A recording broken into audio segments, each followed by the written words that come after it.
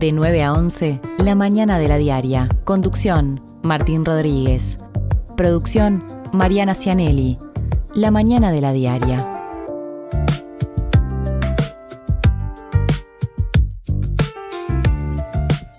Buen día, ¿cómo andan? Algún día vamos a emitir algún tipo de producto audiovisual que muestre todo lo que pasa en esta mesa antes de que les demos el saludo de todos los días. A mí me dio el tiempo, pero así, contrarreloj, para colocar un poquito más de azúcar en la taza de café. Y Mariana Cianelli resolvió algunos aspectos finales del vestuario para esta jornada.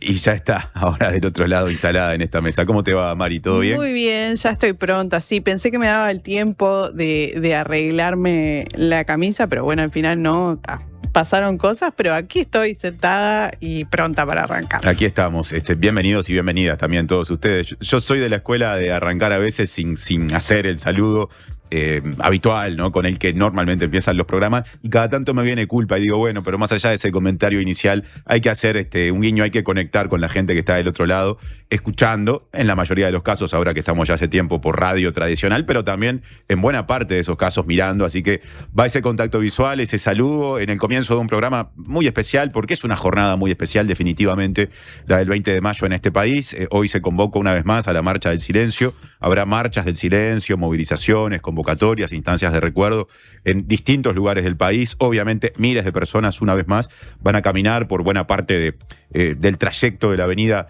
18 de Julio, partiendo de la esquina de Rivera y Jackson para nuevamente reclamar verdad y justicia, algo que pasa ininterrumpidamente en este formato de movilización desde 1996. Así que hay que decir 30 años de Marchas del Silencio y edición número 31, la de este año, que se realizará por la noche. Sí, me pasó viniendo para aquí, para el programa, también de ver banderas en edificios colgadas, ya la ciudad intervenida, en Ciudad Vieja en particular vi varias banderas haciendo alusión. Entonces, bueno, hoy vamos a estar hablando bastante de ese tema que bueno, que nos convoca y del que vamos a estar dando información. Sí, que los 20 de mayo sean en este país días con este contenido, por decirlo de alguna manera, es, para empezar, por supuesto, un logro y un triunfo de quienes, desde el día 1, que es lo mismo que decir en dictadura, cuando denunciar era jugarse la vida, denunciaron, particularmente de las personas familiares de las víctimas del terrorismo de Estado, que también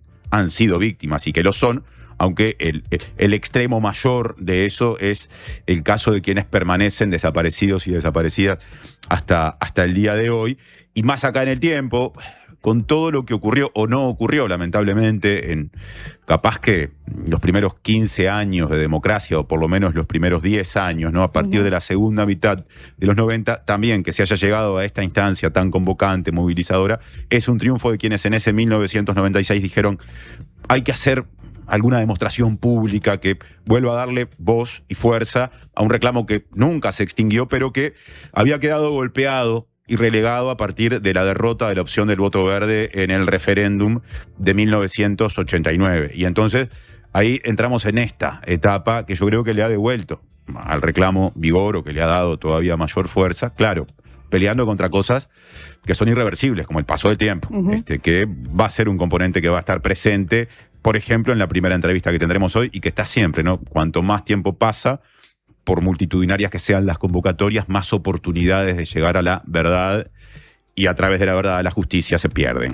Sí, mencionabas el primer contenido, ya está aquí en estudios Walter Pernas, integrante del equipo de investigación de la Institución Nacional de Derechos Humanos, que justamente se encarga de investigar el paradero de los detenidos desaparecidos. La semana pasada se presentó un informe que amplía el listado que teníamos hasta el momento de nuestros detenidos desaparecidos, de 197 pasa a 205, y vamos a estar profundizando con él al respecto. Y ya estaremos hablando con Walter, que está aquí en los estudios de la Diaria Radio. Me quedé pensando en esto de la acumulación en torno al reclamo. En las últimas horas hubo, por ejemplo, una sesión de la Asamblea General en la que se recordó, claro, a dos integrantes del Parlamento que fueron asesinados el 20 de mayo del 76, o en las horas previas, ¿no? Selmar Michelini y Héctor Gutiérrez Ruiz. Hay por estas horas la Diaria Hoy, que tiene muchísimos contenidos vinculados a esta fecha, lo refleja, declaraciones de los principales partidos políticos, incluso de las juventudes, del Frente Amplio, del Partido Nacional, del Partido Colorado. Cosas que no necesariamente pasaban antes o que no pasaron siempre. Bueno, eso también es una victoria de quienes con mucha perseverancia instalaron esta fecha como una fecha de recuerdo y comenzaron a hacer que incluso en algunos espacios en los que de repente no había mayor posibilidad o voluntad política para que hubiera algún tipo, por lo menos de señal positiva. Después habría que ver las intensidades, pero esa es una discusión para otro momento. Empezaran con el tiempo a surgir también esos posicionamientos. Son las 9:09, ya pasaremos a la portada de la diaria. Redes y vías de contacto. Comunicate al 099-891-888. Mail radio@ladiaria.com.uy.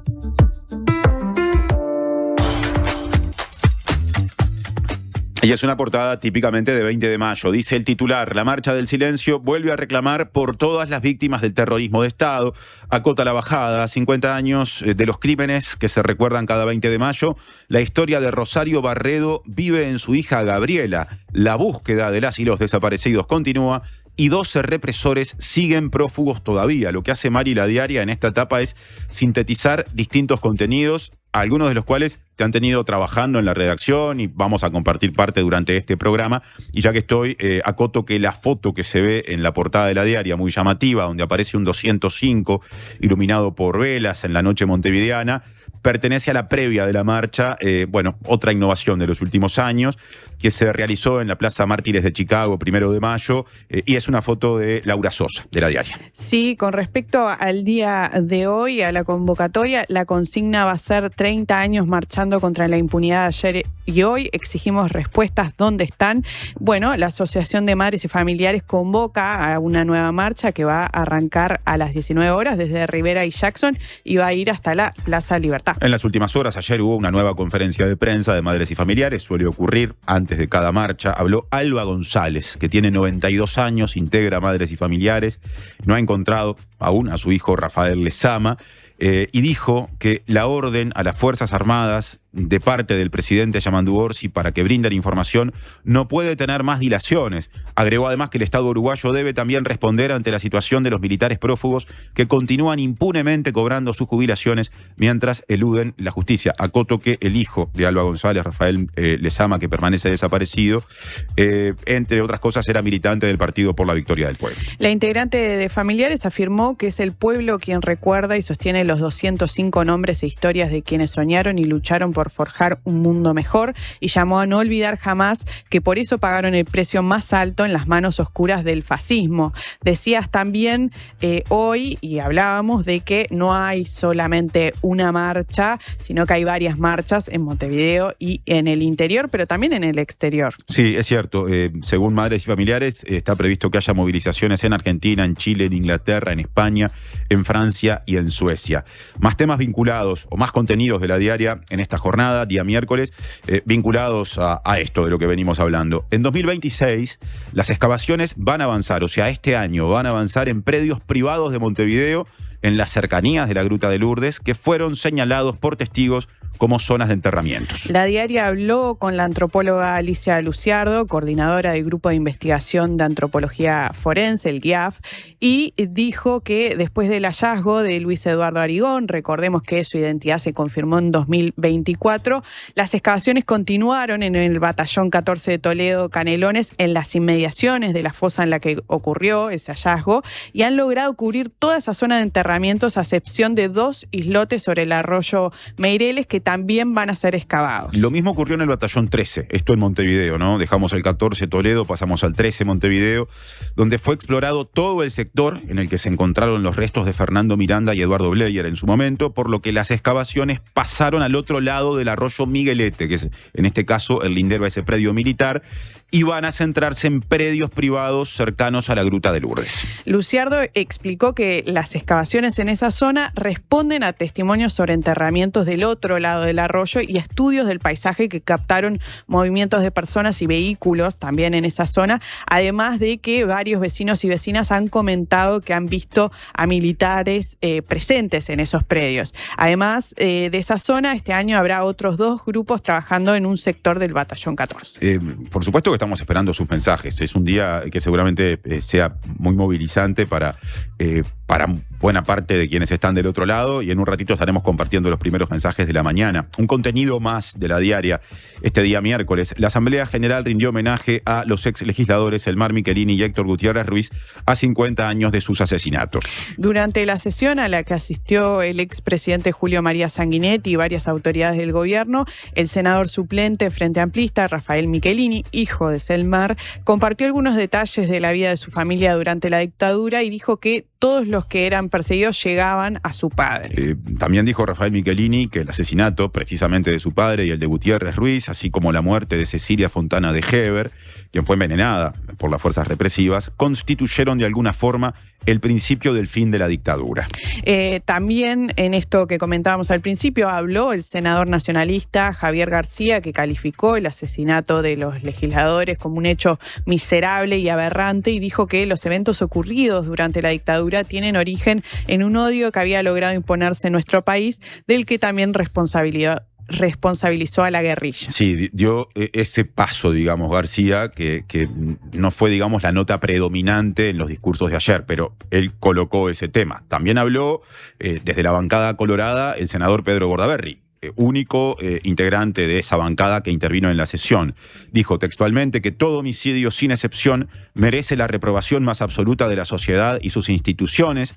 Destacó la necesidad de recorrer el camino a la verdad, algo que no puede darse, dijo, sin buscar los caminos de paz y también reconciliación nacional. Es importante recalcar que en 2010 su padre, el dictador civil Juan María Bordaberry, fue condenado como coautor intelectual del crimen junto con el canciller de la época, Juan Carlos Blanco. Sí, claro, eso le da al hecho de que haya tomado la palabra Bordaberry un aspecto simbólico importante. Los contenidos de hoy, bueno, nos van a llegar en instantes, nos van a llevar en instantes nada más a saber en qué está el trabajo, que es mucho y que es muy arduo y muy importante, del equipo de investigación de la Institución Nacional de Derechos Humanos y Defensoría del Pueblo, porque ya está aquí Walter Pernas, ¿no?, periodista de profesión, que forma parte de ese equipo ya desde hace años. Y además, Mari, yo decía que la edición de hoy de la diaria tiene muchos contenidos vinculados a esta fecha y que vos estuviste trabajando en algunos de ellos que se pueden leer en la web y en papel. Bueno, de una parte de todo eso vas a estar hablando más adelante. Sí, voy a estar dando detalles de quiénes son los militares prófugos de la justicia uruguaya, que ascienden a 16 con algunos reparos. Y esto es relevante, obviamente, porque es un número importante, pero también porque en las últimas semanas estuvimos hablando de este tema a raíz de que el militar Roberto Freddy Amorín Maciel, le fue otorgada una fe de vida para que pudiera cobrar la jubilación militar mientras está prófugo. Entonces, bueno, nos parecía que era un tema que podía ser relevante traer al día de hoy, que no va a ser el último tema, porque también vamos a tener a Federica Pérez, editora de salud, que viene con un tema importante. Está peligrando la continuidad de la casa comunitaria de salud mental que alberga la Radio Vilar de Voz y la nave de Les Loques, el espacio cultural que funciona en la planta baja de la casa, por atraso en pagos del MIDES. Sí, claro, es una situación vinculada a eso de lo que se habla mucho, lo hemos abordado acá muchas veces, ¿no? Cómo hay atrasos en los pagos en muchos casos, o en ocasiones, al personal que se desempeña en espacios que funcionan mediante convenios entre el Ministerio de Desarrollo Social y organizaciones de la sociedad civil. Acá hace poco estuvo el ministro Gonzalo Sibila dando la explicación desde el MIDES. Hemos hablado con el personal sindicalizado que se desempeña en ese rubro, que tiene una visión crítica de cómo el MIDES está gestionando esta dificultad, que con el tiempo va cambiando en el sentido de a cuántas instituciones, personas y por ende servicios afecta, pero que sigue sin resolverse. Y este es un nuevo ejemplo, en este caso en un dispositivo que está conectado con salud mental, con población en situación de calle, que está en peligro en este momento, en el sentido de prestar su servicio y con dificultades para prestarlo por esto que vos decías. Sí, y repasando los mensajes que nos han ido llegando, nos dice un oyente: el presidente debería apretar el acelerador y exigir a las Fuerzas Armadas que hablen, entre otros mensajes que llegan. Bueno, ese ha sido un pedido de madres y familiares al presidente Yamandu Orsi. Sí, claro, ese mensaje llegó temprano, de José, que nos escucha, le mandamos un abrazo grande, y va en línea un poco con la consigna y con el reclamo que se ha ido profundizando en los últimos años, que surge de madres y familiares en el mismo sentido y que le han expresado personalmente directamente al presidente de la República y antes a candidatos a la presidencia en los últimos tiempos. A las 9:19 hacemos la primera pausa y ya llega Walter Pernas para conocer los detalles del trabajo del equipo de investigación de la Institución Nacional de Derechos Humanos y Defensoría del Pueblo, en lo que hace precisamente a las desapariciones.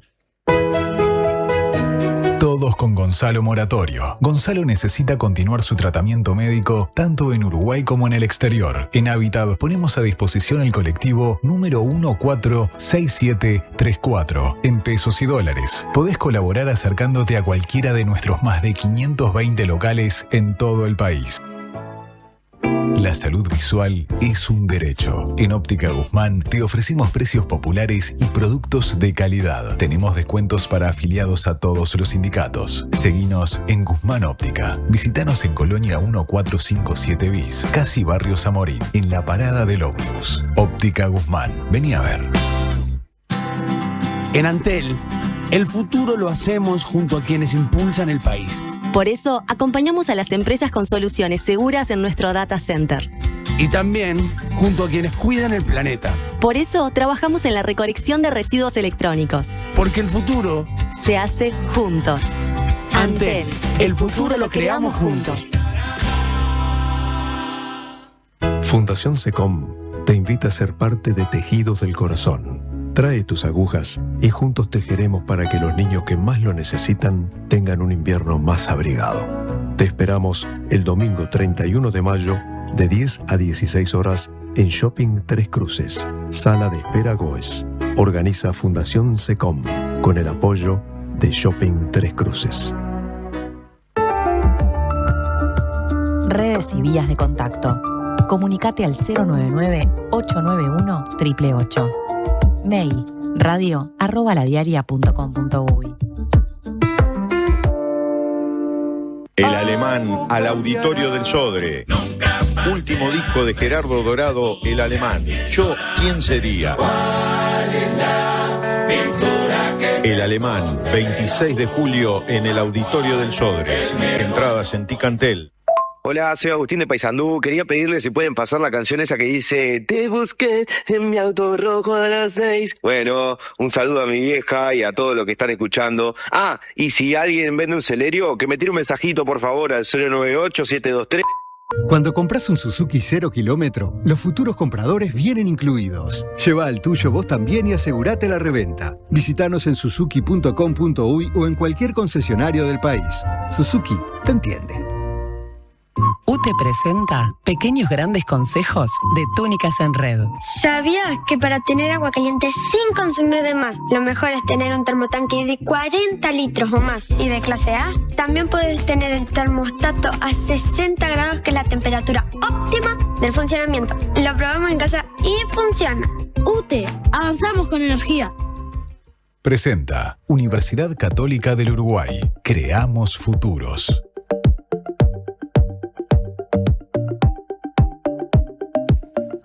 9:22 de la mañana, 9:22 de la mañana de La Diaria. La semana pasada el equipo de investigación de la Institución Nacional de Derechos Humanos y Defensoría del Pueblo presentó un informe sobre las denuncias relevadas y los casos en investigación relativos a la desaparición forzada de personas por razones políticas, que amplió la lista de personas consideradas detenidas desaparecidas, que pasó a incluir 205 casos de los 197 que se registraban previamente. Walter Pernas, periodista de profesión, es integrante de ese equipo de investigación de la Institución Nacional de Derechos Humanos, y en esta fecha, 20 de mayo, nos parece fundamental conectarnos con el trabajo que realiza justamente ese equipo y por ende entrevistarlo. Ya está en la mesa de la mañana de La Diaria. ¿Cómo andas, Walter? Bienvenido, buen día. ¿Qué tal? Muchas gracias por la invitación. Es muy interesante, muy arduo y muy importante el trabajo que hace el equipo de investigación que integrás, que se inscribe en el marco de una institución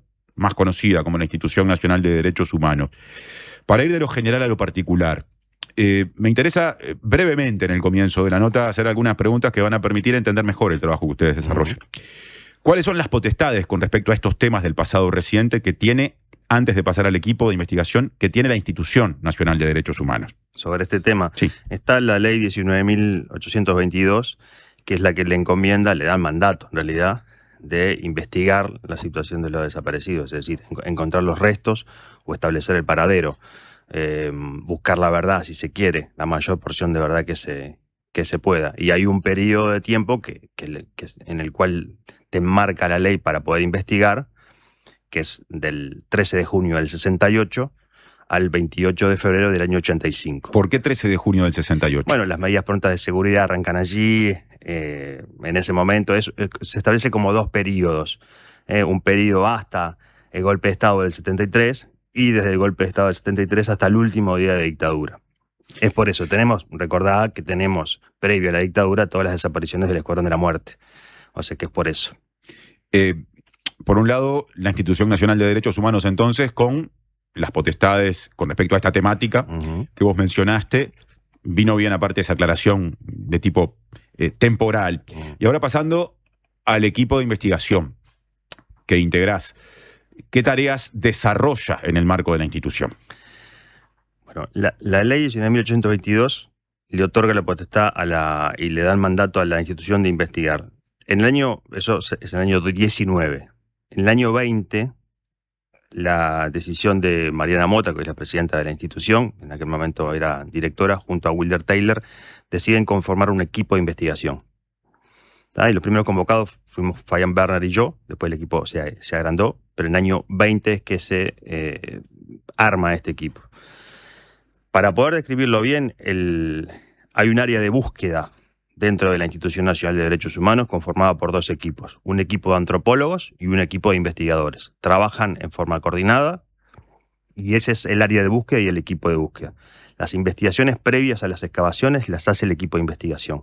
Para simplificar, digamos, Bien. es mucho más que esto, pero para poder tenerlo claro cómo es que se organiza. O sea que la tarea que ustedes desarrollan es fundamental para que, a ver si lo digo bien, el grupo de investigación en antropología forense, si corresponde, por ejemplo, luego vaya a hacer trabajo en los predios señalados. ¿Está bien planteado así?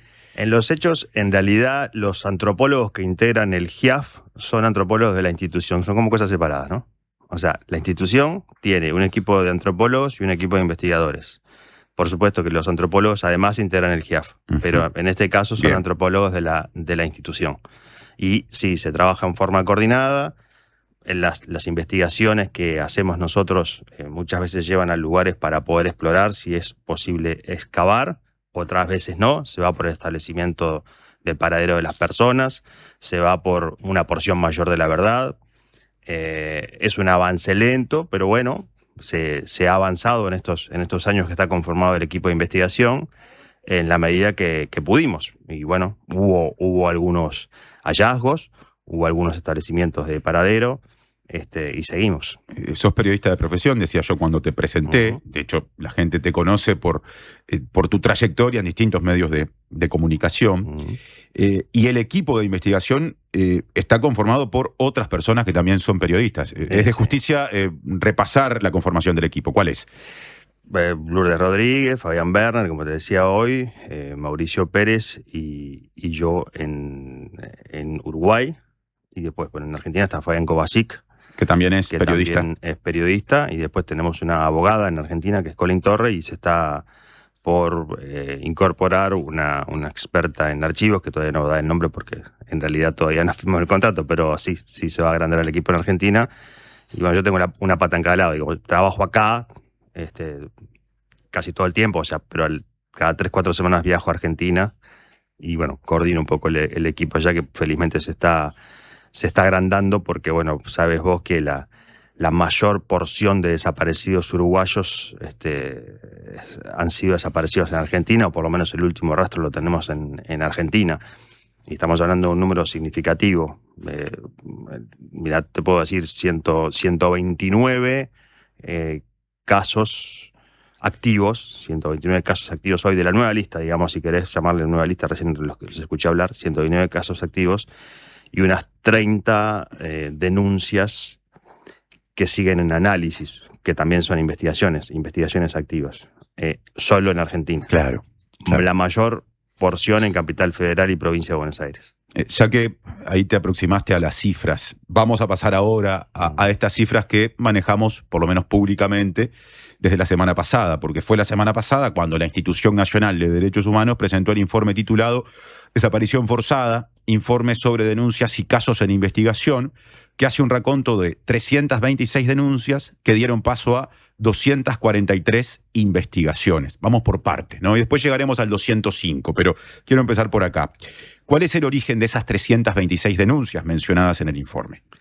Bueno, en múltiples instancias, desde la propia dictadura se han presentado denuncias. Una vez llegada la gente que hacía, desaparecía un familiar y se agarraba de lo que tenía. Podía ir incluso hasta la policía, lo tenía que hacer para denunciar. Cuando sobreviene la democracia, desde el 1 de marzo del año 85, comienzan a llegar denuncias al Poder Legislativo y al Poder Político en general. Posteriormente podemos mencionar todas las instancias que se fueron creando, que el Estado fue creando, la Comisión para la Paz, en el gobierno de Jorge Valle, la Comisión de Seguimiento que siguió a la Comisión para la Paz, la Secretaría de Derechos Humanos para el pasado reciente, el Grupo por Verdad y Justicia y la Institución Nacional de Derechos Humanos en este caso. Creo que no me estoy olvidando de ninguna instancia. Pero además llegan denuncias a la organización familiares de detenidos desaparecidos. Pueden llegar denuncias al Parlamento, al propio presidente de la República, en el Poder Ejecutivo. Después se encausan. Ahora todas se van encauzando hacia la Institución Nacional de Derechos Humanos. Pero no, la gente no tiene por qué saber qué es ahí que denuncia. Denuncia donde puede. Lo que hizo el equipo de investigación fue reunir todas esas denuncias de las distintas instancias y comenzar a, en algunas había muy, muy pocos datos y en algunas más, pero en ese caso empezar a estudiarlas todas, esas 326 que tiene una fecha de cierre que fue en abril, ya son más. Ayer tomé un testimonio nuevo. O sea, una denuncia nueva. Una denuncia nueva. Y mis compañeros habrán tomado otras, ¿me entendés? Esto es muy dinámico y muy móvil. Entonces, esas 326 denuncias fueron evaluadas y algunas vueltas a evaluar. Casos que la Comisión para la Paz había descartado, que fueron reconsiderados y algunos confirmados en el descarte, pero otros no. Otros tomados como investigaciones que ahora son denuncias en análisis, por ejemplo. Así que ese es el origen entonces de las 326 denuncias, que pasando a otro número, según lo que se presentó la semana pasada, se dijo que dieron paso a 243 investigaciones. ¿Cuáles son los filtros que determinan que de todo eso que llega se vaya por un número algo más reducido? Hay 243 investigaciones activas, llamémosle así, son investigaciones activas. ¿Qué quiere decir investigaciones activas? Que vamos por el primer número, 326. Sí. Hay 43 casos que de alguna manera fueron aclarados, o porque aparecieron los restos, tanto acá como en Argentina o en otros lugares, o porque se estableció el paradero, o porque se identificó por huellas. Por ejemplo, 43. Hay 40 casos que sí fueron descartados de las 326. Algunas confirmatorias de lo que hizo la Comisión para la Paz, por ejemplo, y otras no. Pero ahí estas dos se suman 83. Si restás al 326 te queda ahí el 243, que ya cambió ese número, ¿no? Pero te estoy diciendo que 243, así como fue presentado. A la semana pasada. Ahí está, exactamente. Entonces, esas son las investigaciones activas. ¿Por qué? Porque hay, a la semana pasada, 162 casos que se sabe que son desapariciones forzadas y que todavía no los encontramos, no encontramos restos, no lo pudimos identificar por huellas, no pudimos establecer el paradero. Hay 162 casos activos.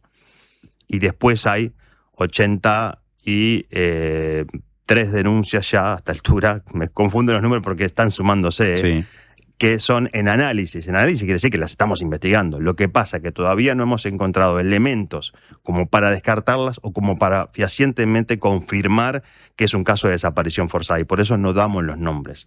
La ley nos inhibe de dar nombres e información de todo aquello que no tenga que ver con lo que hacemos. Y muchas veces llegan denuncias de personas que presumen que un familiar fue desaparecido y de repente terminamos encontrando que es otra la realidad. Claro. Por ejemplo, hemos encontrado a alguna persona viva también. Entonces, es que no vamos a dar el nombre justamente por esta razón de la ley. Pero por eso es que hay que tener mucho cuidado a la hora de decir desaparecidos, porque hay una definición clara de desaparición y hay que tomar todos los elementos. Es con la participación, omisión o aquiescencia de los agentes del Estado. Pero a veces no está tan claro eso, entonces tenés que ver si tuvo, por ejemplo, una militancia sindical, social, la persona o los familiares más directos. Por ejemplo, si aparecen en los documentos como perseguidos políticos, pueden aparecer en documentación que ya tenemos del Servicio de Información de Defensa, de OCOA, de los archivos que han aparecido por allí, que vos sabés bien, algunos son extraoficiales, como el archivo Castiglioni, el Gabazo, el Lezama. O sea, todo eso, todo ese componente de archivos, más lo que nosotros accedemos porque ya tenemos oficial y extraoficial, ahí es como un cernidor donde se pase y decimos, esta persona puede calificar como desaparecida de manera forzada porque cumple con los requisitos, pero todavía nos faltan algunos elementos. Cuando los tengamos se va a revelar cómo se hizo en estos casos. Yendo ahora a lo que quizá en esta lógica periodística de ir por lo que se supone genera más interés social, terminó siendo algo así como la punta del iceberg del informe, que es el número más chico, porque el informe presentado la semana pasada aportó la novedad de que hay 8 personas más a partir de la semana pasada consideradas detenidas desaparecidas, lo que elevó la cifra de personas detenidas desaparecidas de 197 a 205 personas. Y bueno, ahí surgen 8 nombres nuevos que yo quiero mencionar ahora para dar la información completa, ¿no? Luis Eduardo Borges García, Adelbert Elgart y Antonio Cosimo Vulcano Díaz. En estos 3 casos, considerados casos activos. Vergés, ¿sabes? No es Borges, es Vergés. Vergés, bien, ahí está. O sea que vamos a dar de nuevo el primer nombre, así lo decimos correctamente, ¿no? Luis Eduardo Vergés García. Ahí está. Y después está el caso de Elgart y el de Vulcano. A esos 3 casos activos se le suman 5 considerados aclarados. Modesto Orestes Caballero Osuna es uno, Ángel Eduardo González Rodríguez es otro, Miguel Ángel Sánchez Rodríguez, otro más, María Mercedes Urquevié de Francese, y nos está quedando Eduardo Rosado Galarza, ¿no? Y ahí se llega a esos 8 nombres nuevos. Claro. ¿Qué momento esto de presentar un trabajo que mueve una cifra que hace mucho tiempo teníamos incorporada, 197 con el peso que eso tenía, a 205? ¿Qué momento? Y más que preguntas, comentarios. ¿Cuánto trabajo en el medio también? Y bueno, hubo mucho trabajo, particularmente en este caso, es que los que manejaron más la lista fueron Fabián Werner y Mauricio Pérez. Es un trabajo muy, muy arduo. Por suerte todos colaboramos, pero ellos estuvieron ahí al frente. Y bueno, lo que te puedo decir es que yo pienso que no hay que apegarse tanto a un número, porque ese número es muy dinámico y yo te digo que próximamente va a cambiar y cuando nos veamos próximamente te voy a decir próximamente va a cambiar, porque es así como estamos trabajando y es así como, bueno, como se van dando las cosas. El otro día hablaba con Elena y ella me decía, y nosotros sabemos que las madres siempre decían, ella como si no se involucrara como, ¿no? Pero son con más de 300, son más de 300. Y no sé si serán o no serán, si llegaremos a eso o no, pero que la lista va a crecer, eso nos inquieta, pero lo trabajamos y sabemos que va a ser así. Y bueno, que sea así, porque en realidad tenemos que establecer la verdad hasta donde podamos llegar. La máxima porción de verdad, me gusta decir, es la que podemos llegar. Y quizá este trabajo nos exceda a los que estamos hoy. Y bueno, ojalá quede todo como para que el que venga luego y que siga buscando, pueda en algún momento encontrarlos a todos y todas y tener un trabajo bien hecho, bien asentado, desde donde partir. Es importante. Yo hacía la distinción recién cuando repasaba los 8 nombres agregados, justamente la existencia de casos activos y casos ya aclarados. Dentro de los activos tenemos el de Vergés, el de Elgart y el de Vulcano. Allí hay entonces líneas de investigación en pleno desarrollo. Exactamente. Sí, mira, las líneas, ahí tenés 2 casos desaparecidos en Argentina, por ejemplo. ¿Son cuáles de esos 3? Vergés y Elgart las tenés en Argentina. Vulcano en Colombia. En realidad hay diversas líneas de investigación. Algunas pueden llegar a ser por nombre. Vos buscás una persona particular por un hecho particular. Varias pueden ser por grupo. En el caso de Argentina, tenés el caso de los GAU, que estuvieron en el pozo de Banfield, el pozo de Quilmes, y desaparecen todos juntos de acuerdo a los testimonios que tenemos. GAU es la sigla de Grupos de Acción Unificadora, una organización política uruguaya que fue perseguida. Desaparecida en el 78, en los primeros meses del 78. Es decir, los últimos testimonios que hay es que ven desaparecer al grupo. Entonces, eso es un proyecto por grupo. Lo mismo que Orleti. PVP en Orleti, es un grupo el que se está buscando allí. Por supuesto que puede haber casos aislados, pero es un grupo. Y por otra parte, a veces no se trabaja por nombres, sino por lugares. Hace poco estábamos revelando, y seguimos en eso, porque próximamente va a suceder, de alguna manera, vamos a ingresar al Cementerio del Norte, en Uruguay, porque bueno, se ha determinado allí por el cúmulo de testimonios entre los antiguos, estamos hablando de hace más de 15 años, y los nuevos, de que hay un sector para excavar en los fondos del Cementerio del Norte. Bueno, lo vamos a hacer. Y como esos, hay más información sobre otros lugares que escapan a los que hoy se están excavando, que es el Batallón 14 y el Batallón 13. Estamos hablando en algunos casos eventualmente de predios militares, pero también hay otros predios que llegado el momento los vamos a poder comunicar. Todavía falta tiempo para las investigaciones, pero sí estamos detrás de esos lugares. Es decir, que esos son proyectos. Insisto, a veces es por nombre, a veces es por grupo, a veces es por lugar, porque llegan testimonios de todo tipo. Cuando repasé la lista de los 8 nombres nuevos, digamos, quizá no lo mencioné, en realidad no lo mencioné, pero aportando más información, que se aportó la semana pasada cuando esto se hizo público, puede haber llamado la atención el involucramiento en tanto lugar de desaparición de países que no formaron parte de la coordinación represiva asociada al Plan Cóndor centrada en el cono sur del continente. Por ejemplo, en el caso de Antonio Cosimo Vulcano, desaparece en 1984 en Colombia, integraba el M-19. Grupo armado. Y en el caso de Eduardo Rosado Galarza, desaparece en 1984 en El Salvador, donde estaba participando en el conflicto armado que allí se desarrollaba. ¿Cómo es que o cuál es el criterio que se emplea para incluir estas dos situaciones en la lista? El Plan Cóndor original, digamos, está conformado por los países que conocemos, Uruguay, Argentina, Brasil, Chile, Bolivia. Pero el Cóndor tiene distintas fases de represión. La tercera fase es una fase donde se deciden operativos de represión por fuera de los países que integran el Cóndor. Y bueno, tenemos algunos ejemplos muy plausibles, como el caso de Trabal, como el caso de Orlando Letelier, chileno. O sea, esa tercera fase involucra que la represión se extiende más allá de los límites de los países del Cóndor. Y esto es una coordinación más allá, dentro del Cóndor si querés, pero es una coordinación con estos países porque recordemos, la región está en aquellos momentos en represión y hay países donde van exiliados y muchas veces los van a buscar allí. Pero eso no pasa no solo con Uruguay, pasó con Argentina, pasa con Chile. Es por eso que se los toma como desaparecidos uruguayos también en una forma coordinada en represión. Para poder ejemplificar. Si se detiene a una persona en cualquier país, en aquel contexto, un uruguayo, en cualquier país, en aquel contexto, incluso por fuera del Cóndor,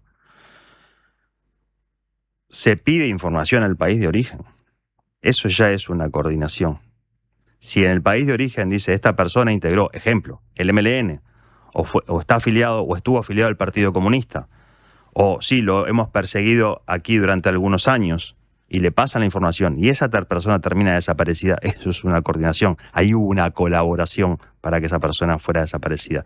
Es una de las posibilidades que hay de por qué se puede integrar a la lista estas personas y hay otras. En estos casos que mencioné, el de Vulcano, desaparecido en Colombia, y el de Rosado Galarza, desaparecido en El Salvador, hay indicios de que existió esa coordinación entre el Estado uruguayo y Colombia y El Salvador, respectivamente. Los hay, y hay un reconocimiento en el caso de Colombia del propio Estado colombiano, ¿no? En el caso de Colombia hay un reconocimiento del Estado. ¿Cómo es eso? De que fue enterrado como NN, es decir, una desaparición, fue enterrado como NN y bueno, esa es la información que manejamos. Hay que progresar en esas informaciones igualmente, pero sí, efectivamente ya hay un reconocimiento del Estado. Ese es el caso de Vulcano. Exacto. Entonces. Y en el caso de Rosado Galarza, de parte de El Salvador, a lo largo del tiempo, ¿se ha recibido algún tipo de reconocimiento o de dato? Estamos investigando en esos casos. Sí, efectivamente, este caso lo manejó más Fabián y Mauricio, pero sí tenemos la documentación que acredita esto. Digamos, esa es la... A ver, en todos los casos se puede progresar más, sí, ni hablar. Pero en los casos en los que hay reconocimiento, ni hablar. Vos tenés que tomar lo que hacen las organizaciones que han podido reconocer esos restos, o sea, por restos o por huellas, lo aclararon el caso. En los casos que tenemos que perseguir hoy, bueno, lo vamos a perseguir con mayor aporte de documentación, con la coordinación, ahora sí que hacemos las organizaciones que trabajamos en estos temas. Con Colombia hay coordinación, ni hablar que en Argentina estamos presentes, con los demás países también. Hay cooperación, o se está intentando una cooperación a través de la Cancillería para conseguir documentación. Nosotros, como también representantes del Estado, hacemos esos movimientos y bueno, llevan más o menos tiempo, pero la información, en algunos casos llega, en otros no llega, pero sí estamos detrás de esa información y la vamos a poder, calculo yo, profundizar, incluso trabajando con la familia, porque también hablamos con la familia. Y a veces la familia aporta algunos datos que el Estado no tiene, aunque parezca mentira hoy a esta altura. O que no se dieron cuenta de que era relevante para el caso en algún momento, por ejemplo. Y ahí hablando y explorando podemos obtener una mayor porción de información. Claro, ya que está la vía formal, pero después está todo ese otro trabajo que hacen, ¿no? Y es natural primero trabajar, primero informar a la familia, trabajar con la familia. Muchas veces en las conversaciones con la familia se dan datos o recuerdos que no habían aflorado en algún momento y que en ese momento, en esa conversación se dan y eso dispara, por ejemplo, ir a buscar a alguien que conoció a la persona o ir a buscar un documento que ni siquiera la familia sabía que existía, pero existía. Son algunas de las formas de aproximación a los casos que tenemos. Son muy diversas, ya te digo, es la búsqueda de documentación formal en archivos, pero es muy, muy importante para nosotros la proactividad en la búsqueda de fuente humana. Se nos está muriendo, esa es la realidad. Nosotros entramos a trabajar en 2020, desde 2020 hasta acá, no sé cuántas llamadas llevo yo y mis compañeros hechas, y del otro lado del teléfono te dicen, sí, pero lamentablemente murió el año pasado, murió hace 2 años o murió hace 3 meses. Y generalmente no sucede que esa persona le contó a los hijos o a alguien que te atiende el teléfono y te puede llegar a contar. A veces sucede, muy pocas veces. Pero entonces sí es una carrera contra el tiempo y es muy compleja. Igualmente hemos encontrado fuentes vivas, a veces testimonios más directos, otros ya más indirectos, pero que saben por qué hubo un relato o un relato hecho muchas veces, porque consiguen a alguien que sí trabajó con la persona o que vio. Esto de que participó, hubo algo que pasó para mí un poco inadvertido, que hubo un llamado o una explicación que dio el fiscal Ricardo Percivale, el fiscal especializado en crímenes de lesa humanidad, que lo dijo claramente: yo no voy a perseguir a aquellos que colaboraron, a aquellos que hicieron el pozo, a aquellos que llevaron una bolsa o que vieron, no los voy a perseguir. Entonces pueden hablar, pueden contar, yo no voy a responsabilizarlos penalmente, pero no hizo carne eso. No llegaron esos que llevaron bolsas o hicieron los pozos. No están llegando. O sea, eso, a ver si entiendo bien, que capaz que puede interpretarse como una estrategia para acceder a personas que pueden aportar información sin que sientan que eso luego les va a caer encima para una eventual responsabilización. Decís que no funcionó. Yo creo que la mayor porción de la población no lo sabe. Es decir, que ahí hay que también... El fiscal lo repite cada vez que puede. Esa es la realidad y nosotros trabajamos en forma coordinada con él porque la ley lo exige además, pero tenemos una muy buena relación y lo hemos conversado esto, él repite cada vez que puede, pero no ha llegado ese testimonio. Bueno, no han llegado los testimonios, no han llegado los datos de los grandes represores de este país, ¿no? Eso está clarísimo. Eso, yo no sé si existe o no un pacto de silencio, pero que tácitamente Lo que existe porque no han hablado. Igualmente no es la única vía, yo quiero dejar claro esto. Sí, sería lo ideal que algunos de los que hoy están presos dijeran, bueno, yo voy a hablar, voy a decir dónde están. Eso sería lo ideal, sería una obligación ético y moral. Pero aún así, aunque no lo digan, se ha podido avanzar y se va a seguir avanzando. Por supuesto que mucho más lento. Pero sí hay más verdad, hay más porción de verdad hoy que hace unos años. Vamos a abrir ahora un breve paréntesis para hacer una pausa y después vamos a retomar la entrevista en el último bloque, un poquito más breve que el actual, para hablar de otros aspectos que hacen el trabajo de este grupo de investigación. Yo quiero cerrar el bloque repasando correctamente la lista de los dentro de los 8 nuevos casos, los 5 aclarados, porque me temo que algún nombre se pasó. Entonces voy de nuevo. Modesto Orestes Caballero Osuna, Ángel Eduardo González Rodríguez, Miguel Ángel Sánchez Rodríguez, María Mercedes Urquevie Francese y el quinto es Eduardo Rosado Galarza. Y ahí sí completamos los 8. Los otros 3 que permanecen activos ya los habíamos mencionado. Tiempo de pausa y en 3 minutos estamos otra vez con Walter Pernas para el segundo bloque de entrevista. Presentó Universidad Católica del Uruguay. Creamos futuros. Enviar y recibir dinero alrededor del mundo es un sí. Gales te da la posibilidad de hacerlo en sus locales a través de Western Union. Rapidez, cercanía y la tranquilidad de enviar y recibir por Western Union. Otro beneficio Gales para vos. Conoce más en gales.com.uy o llamando al 0800 2026. Gales 50 años. El cambio te favorece. En El Círculo tenemos los mejores planes para vos y tu familia. Si tenés entre 1 y 20 años, podés afiliarte por tan solo 800 pesos al mes, con más beneficios gratis, el mejor servicio al menor precio y los menores tiempos de espera. Elegí cambiar ahora a la mutualista con el índice de satisfacción más alto y con la red de atención más grande del país, con 5 sanatorios y 50 policlínicos. Afiliate llamando al 1870 o en circulocatólico.com.uy. En El Círculo, estamos con vos. Homeopatía Olivencia. Idóneos en elaboración de fórmulas homeopáticas y florales. Logra el bienestar físico y emocional de forma natural. Olivencia te escucha. Comunicate al 099-471074 o visita nuestra web olivencia.com.uy. Estás escuchando una radio que te pertenece. La Diaria Radio 97.9. Ahora sí, Canaria Suave es la yerba para cuando tenés esas ganas de tomar un buen mate después de todo el día de buenos mates. Ahora sí, prueba Canaria Suave, porque Canarias es la yerba de mi país. Que la primera red móvil del país evolucione contigo es una buena señal para vos, porque podés hacer que pasen cosas buenas, podés abrir nuevos caminos, comenzar grandes historias y llenar tu futuro de oportunidades. Juntos hacemos una red que une a todo el Uruguay, porque un país conectado empieza con vos.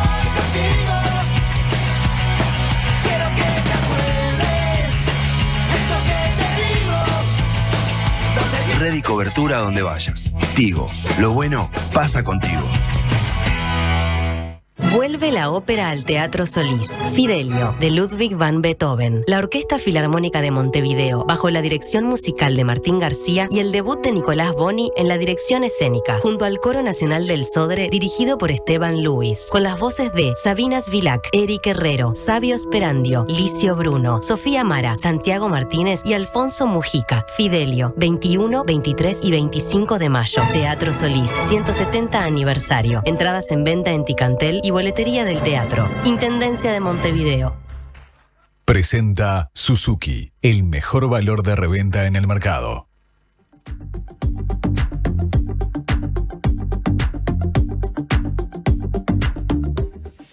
9:52 de la mañana de la diaria, estamos hablando con Walter Pernas, que integra el equipo de investigación de la Institución Nacional de Derechos Humanos y Defensoría del Pueblo, vinculado justamente a esclarecer los hechos que desencadenaron desapariciones de personas durante el periodo del terrorismo de Estado.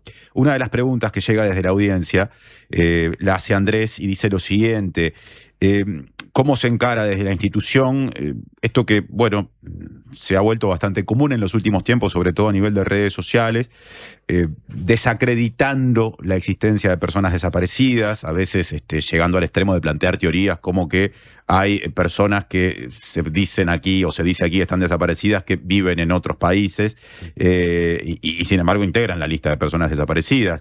Dice el oyente, por supuesto considero que esto es una bajeza moral, pero como institución, ¿qué se hace? ¿Se ha evaluado denunciar por difamación, por injuria o por el delito que sea? Bueno, esa es la pregunta que llega. Nosotros hacemos nuestro trabajo, que es profesional y técnico, no... A ver, para bien uruguayo, si estás en la cancha de fútbol, y lo decía Obdulio Varela, o sea, no escuchás. Lo que venga de afuera no te tiene a vos que afectar. Máxime cuando se sabe que esto es verdaderamente para desacreditar.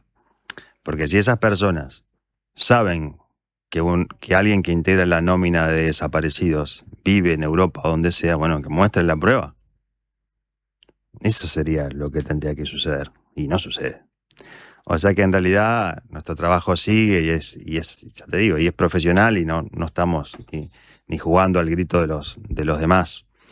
Es técnico. Las pruebas se consiguen a través de documentación que logramos conseguir, oficial o no oficial, a través de testimonios de primera o de segunda mano, de la conjunción de testimonios, del cruzamiento de datos de archivos con testimonios, de largas entrevistas que te dan apenas un dato cruzada con otra hecha hace 15 años. Así es como trabajamos. Es muy lento, muy arduo y bueno, seguimos adelante, ya te digo,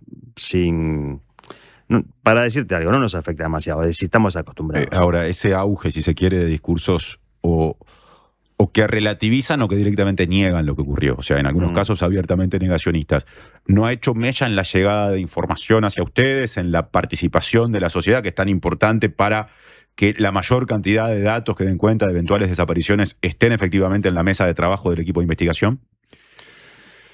Yo creo que la muestra más fehaciente de que la sociedad uruguaya quiere que esto se resuelva, quiere que aparezcan los desaparecidos, los restos, ¿no? Que se esclarezca la verdad, es la enorme y creciente año a año marcha del silencio que vamos a presenciar esta tarde, a las 7 de la tarde por el 18 de julio. Ahí es la muestra más concreta de qué es lo que piensa la sociedad. Yo pienso que la gente que está hablando de esto, de que están vivos en otro lado, son unas cuantas personas que lo que quieren es simplemente desacreditar el trabajo. No voy a hablar de la palabra desestabilizar porque no logran desestabilizar a nadie. Son juegos de redes sociales. Nada más que eso. Lo que ha pasado, pero no creo que sea por influjo de esos comentarios de redes sociales, es que cada tanto tenemos que encontrarnos con personas que sí, que vos ves que llegan con información que de pronto no es real y que vos medís allí cierta intencionalidad y que tenés que saber tratar con esas personas. Y muchas veces te restan tiempo. Nos ha pasado en algunas oportunidades. Intentan distraer tu trabajo. Casualmente, en varias oportunidades que recibimos a estas personas y que las supimos llevar. Con el mayor de los respetos, te digo. A los pocos días o semanas aparecieron cuerpos en el batallón 14. Sé que muchas veces, a veces hay como en la interna decimos, bueno, estamos cerca de algo. Porque... Si el río suena, agua trae. A veces sí, pero nada, no es algo que no nos haya en el pasado, incluso no nos haya pasado antes como periodistas también. Saber discernir de dónde viene o qué intenciones puede traer. Es parte del trabajo. Lo que en la jerga periodística a veces se define como pescado podrido. O carne, sí, exactamente. Ahora, ya que mencionabas a la marcha en el comienzo de este bloque, la consigna de este año es 30 años marchando contra la impunidad de ayer y hoy, exigimos respuestas. ¿Dónde están? O sea, la consigna termina formulando la pregunta que me parece mejor simboliza esta demanda ciudadana. a su vez, la organización de referencia, Madres y Familiares de Uruguayos Detenidos Desaparecidos, en los últimos tiempos ha profundizado en su insistencia en el sentido de que desde la Presidencia de la República se le debe dar una orden a las Fuerzas Armadas para que faciliten o entreguen información, para que den información. Como investigador, como persona que está trabajando en la investigación, ¿entendés que ese paso sería importante, que podría efectivamente facilitar el acceso a la verdad? Mira, eso sería como un comentario político que yo no quiero hacer. A ver, el apoyo a lo que piden Madres y Familiares, por supuesto. Las circunstancias por las que el presidente no da el paso no han sido explicitadas. No han sido explicitadas. Hubo una orden, yo no sé si Familiares lo considera o no como, pero en la época de Tabaré Vázquez lo hubo. De ahí se desencadenaron los informes, aquellos informes grandes que tenemos, y algún avance hubo. Ahí apareció Uva Gesner, Chávez Sosa, y pasamos por la penosa situación de que alguien señaló un punto donde supuestamente estaba María Claudia y no estaba. Eso lo hizo Ángel Bertolotti, el ex comandante en jefe del ejército. Él no, sino alguien que señaló. Ese lugar. Fueron las autoridades. Trasladó el dato, y ¿no? recuerden todos que fue la prensa y que fue todo el mundo y que ahí iba a estar y ahí no estaba. Y después aparece Miranda. También, y uno que es periodista sabe, por la presión que hubo adentro después de que pasó ese incidente de tinte escandaloso, si querés, ir a señalar un lugar donde después no encontrás. Entonces, digamos, si el presidente diera la orden, que me parece que estaría bien dar la orden, sí debería dar con ciertos recaudos. ¿Para qué? Recién hablábamos de esto de pescado podrido, carne podrida. ¿Qué pasa si mañana aparecen señalándote 6 puntos, uno en Artigas, otro en Rocha, otro en Paysandú? Encomendás equipos de investigación donde ahí no va a haber nada, porque son mentiras flagrantes. Entonces, con los cuidados pertinentes, que yo pienso que la inteligencia del Poder Ejecutivo existe, podría darse esa orden con estos recaudos de los cuales estoy hablando, para no perder más tiempo. Eso sería muy relevante. Pero es lo que pide Familiares, es legítimo.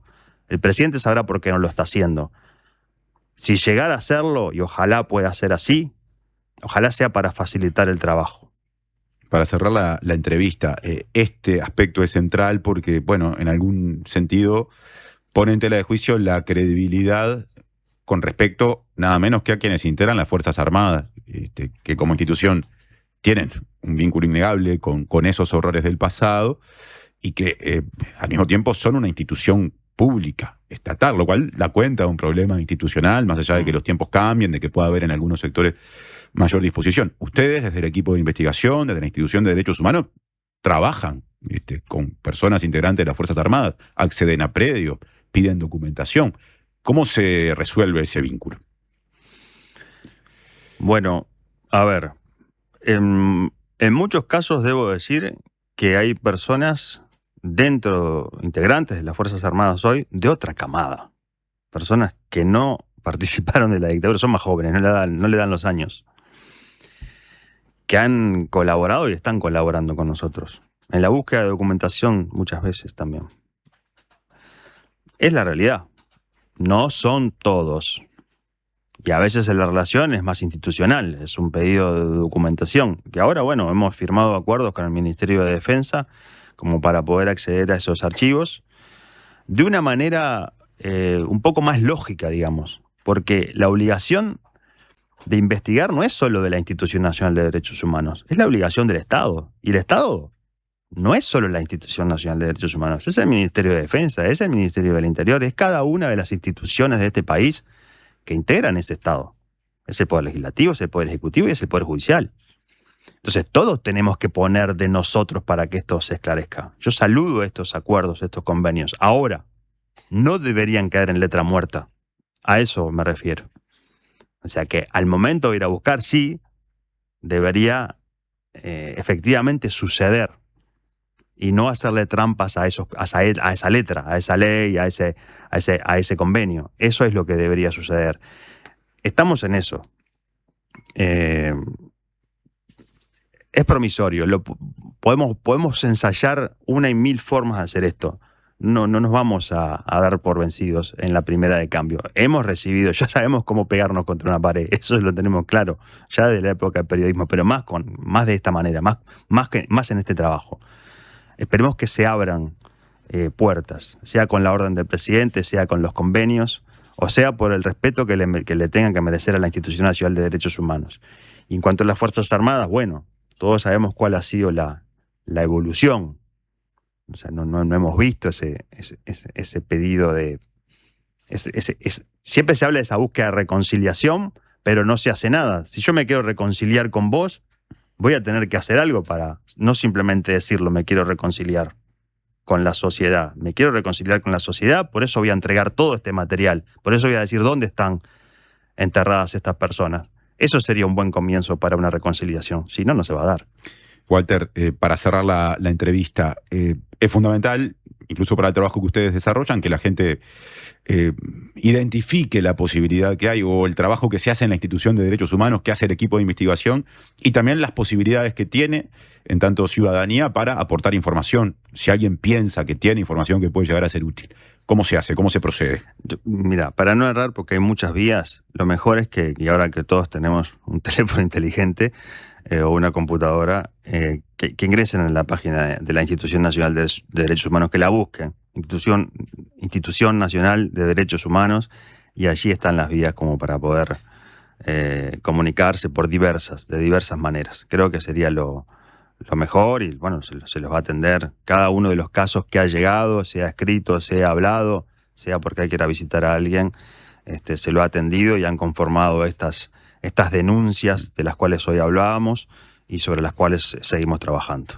Muchas gracias, Walter, por la visita a la mañana de la diaria. Gracias a vos y a la diaria Radio, que bueno, espero que buenos augurios para este medio. Muchas gracias. Estamos cerrando la primera entrevista del día con Walter Pernas, integrante del equipo de investigación de la Institución de Derechos Humanos. Hacemos una pausa, repasamos información. Tendremos, no se pierdan eso, que vendrá en un ratito, en 10 minutos, un repaso de las personas militares que están prófugos, en algunos casos requeridos también, ahí hay una distinción para hacer, fuera del país, y estuvo trabajando en cada una de esas situaciones para hacer una explicación aquí, un repaso, Mariana Cianelli. Ya lo tendremos en breve. Presentó Suzuki. Tu nuevo auto ya tiene un comprador. Desarrolla las habilidades que estos tiempos exigen y transforma cada desafío en una oportunidad.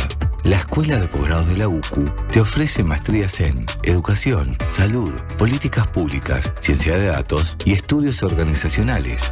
Escuela de Posgrados de la Universidad Católica del Uruguay. Un mundo de oportunidades. Se viene el invierno y en Megal queremos hacértelo más liviano. ¿Sabías que en Uruguay se vende una garrafa fabricada en Noruega que pesa la mitad que las comunes? Mejora la vida de quienes tienen que cargar con ella. Es translúcida y se puede ver cuánto gas le queda. Está hecha con un material amigable con el medio ambiente. ¿Qué estás esperando para cambiar tu vieja y pesada garrafa por una garrafa liviana de Megal? Llama ahora al 19220. Megal. Innovamos con energía. UTE presenta Pequeños Grandes Consejos de Túnicas en Red. ¿Sabías que para mantener el calor en nuestra casa es fundamental que esté bien cerrada? Un consejo sencillo y económico es poner o revisar los burletes de las puertas y las ventanas. Así conservas la temperatura adecuada y evitas que filtre el aire. Con estas pequeñas acciones podemos cuidar la energía para que nuestras casas estén siempre calentitas. Yo lo aprendí en la escuela y lo probamos en mi casa. Funciona. UTE, avanzamos con energía. Redes y vías de contacto. Comunicate al 099-891-888. Mail radio@ladiaria.com.uy.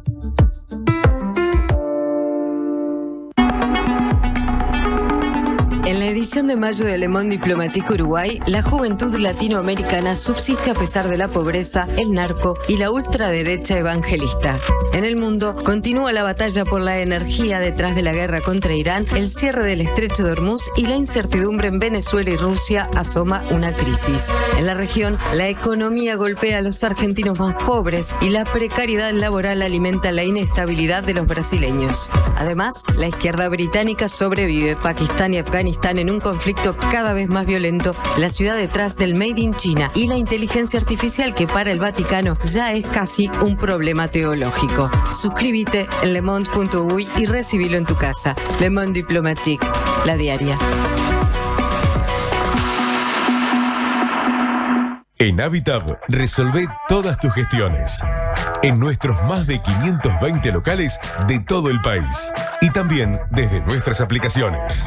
Más información en habitat.com.uy. Prevení problemas de audición. Evita usar auriculares a volumen alto por tiempo prolongado. Alterna con otros dispositivos. Prevení. Preasociate a la Española. 1920-1234 o preasociate.com.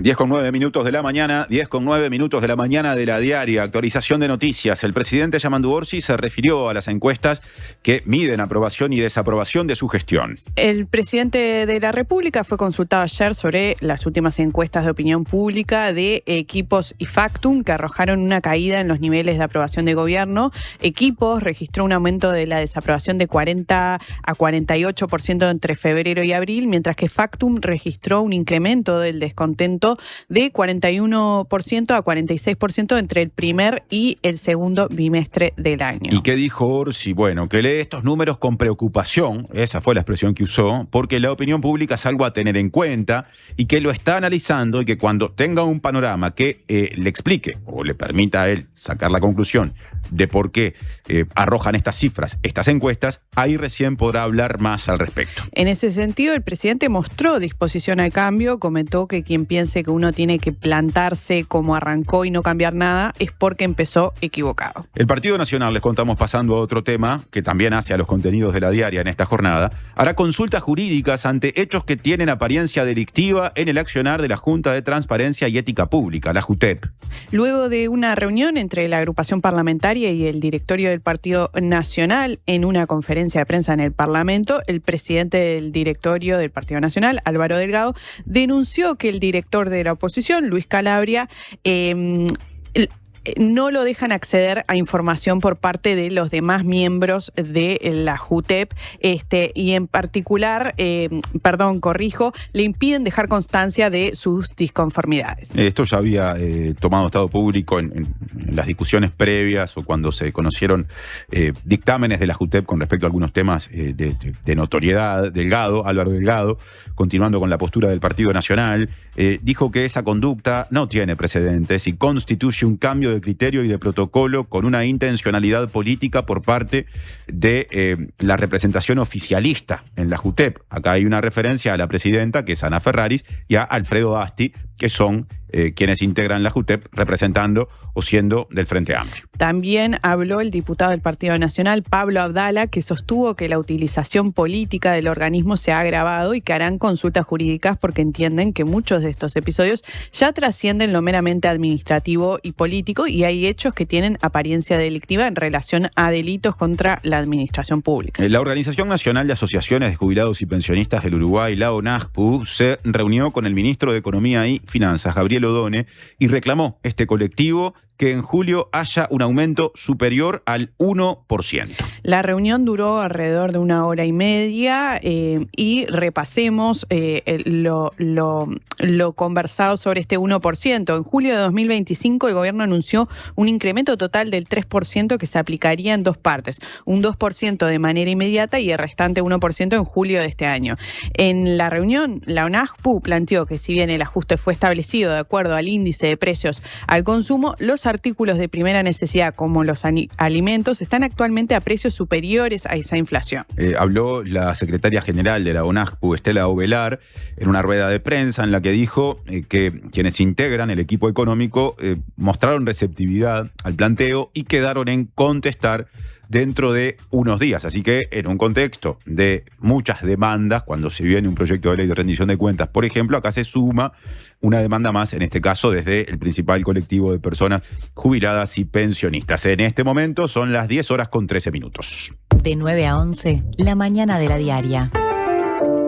Y vamos a pasar a otros numeritos que siempre repasamos en la mitad de la mañana, como por ejemplo los que arroja el Instituto Uruguayo de Meteorología, el INUMET. Hoy empezamos el programa con la sensación, con Mariana, de que no hacía tanto frío como ayer y efectivamente a esta hora estamos arriba de los 12 grados. Claro, yo podría decir la temperatura de Montevideo si no estuviera puesta en mi computadora la estación meteorológica del departamento de Rocha.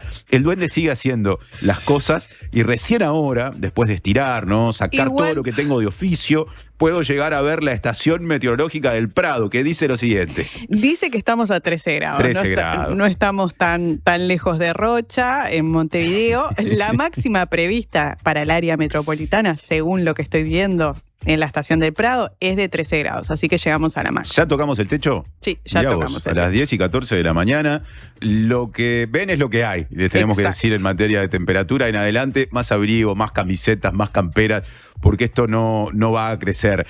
Han llegado mensajes de la audiencia, lógicamente, o la gran mayoría de ellos vinculados a todo lo que se plantea en cada 20 de mayo y también algunos a la entrevista que recién terminó. Sí, a la entrevista a Walter Pernas. Por ejemplo, Adriana nos dice, me pregunto si atrás de ese no dar la orden del presidente a las Fuerzas Armadas para que entreguen la información, hay un temor a qué pasa si no se cumple, a esa posible desobediencia. Bueno, me parece que es un elemento que políticamente debe ser considerado. Es posible que eso se mida. A ver, ayer Ignacio Errandonea, integrante de Madres y Familiares, a quien entrevistamos hace, no me acuerdo si 1 o 2 semanas, cuando ya entrábamos en los días previos a estas nuevas marchas del silencio, dijo en la conferencia de prensa de Madres y Familiares, que mencionamos al comienzo de nuestro programa de hoy, que se hizo en la sede del PIT-CNT, que él entendía que efectivamente en el sistema político, en este caso en el gobierno, había miedo a terminar quedando en un lugar que podría ser el de la desautorización, es decir, que se diera una orden y que no hubiera una respuesta alineada con lo que se exigía. Así que yo creo que es una hipótesis esa. Otro de los mensajes que nos llega, clemencia para los vencidos, indican las crónicas que con aquella frase Artigas expresaba una dimensión de su humanidad. El Estado uruguayo y sus Fuerzas Armadas nacen de aquellas luchas y utopías de libertad. Honrar nuestro origen es hacer cumplir la dimensión ética de la verdad sobre las y los desaparecidos. Para seguir adelante tenemos que enfrentar y resolver nuestras contradicciones como sociedad, memoria, verdad, justicia y nunca más. Vamos a cerrar ahora este bloque de repaso informativo, también de sus mensajes, pero el cierre va a tener un adelanto de Mariana Cianelli, porque ya que estás en la mesa, Mari, y vas a quedarte para desarrollar un tema vinculado al pasado reciente y a la búsqueda de la justicia en este caso, vas a venir con un repaso de quiénes son los militares que se encuentran, a ver si lo digo bien, en algunos casos prófugos, en otros requeridos por la justicia, pero por ende sin comparecer también se los considera prófugos fuera del país. Decime algo al respecto y ya lo vas a desarrollar después. Exactamente, es un número que asciende a 16 militares requeridos por la justicia uruguaya, que vamos a estar dando detalles. Pausa y viene Mariana con ese asunto a la mañana de la diaria.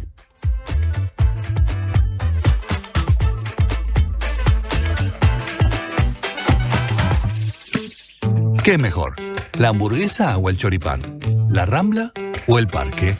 Nosotros no sabemos. Lo que sí sabemos es que para cobrar tu sueldo, mejor en tu banco. Es mejor porque abrís tu cuenta 100% online y porque tenés la nueva tarjeta internacional Brow Recompensa Mastercard Débito. También es mejor porque tenés adelanto de sueldo sin intereses. Y es mejor porque tenés la seguridad y confianza de siempre en el banco de siempre. Abrí tu cuenta sueldo a través de eBrow. Te lo repito, tu sueldo mejor en tu banco. Banco República, nuestro banco país. Infórmese sobre la garantía de depósitos en su institución de intermediación financiera o en www.copap.org.uy o vía infocopap@copap.org.uy. La salud visual es un derecho. En Óptica Guzmán te ofrecemos precios populares y productos de calidad. Tenemos descuentos para afiliados a todos los sindicatos. Seguinos en Guzmán Óptica. Visítanos en Colonia 1457 bis, casi Barrio Zamorín, en la parada del ómnibus. Óptica Guzmán. Vení a ver. Fundación SECOM te invita a ser parte de Tejidos del Corazón. Trae tus agujas y juntos tejeremos para que los niños que más lo necesitan tengan un invierno más abrigado. Te esperamos el domingo 31 de mayo de 10 a 16 horas en Shopping Tres Cruces, Sala de Espera Goes. Organiza Fundación SECOM con el apoyo de Shopping Tres Cruces. Hola, ¿estás formando tu propia opinión? Estás bien, estás en La Diaria Radio 97.9.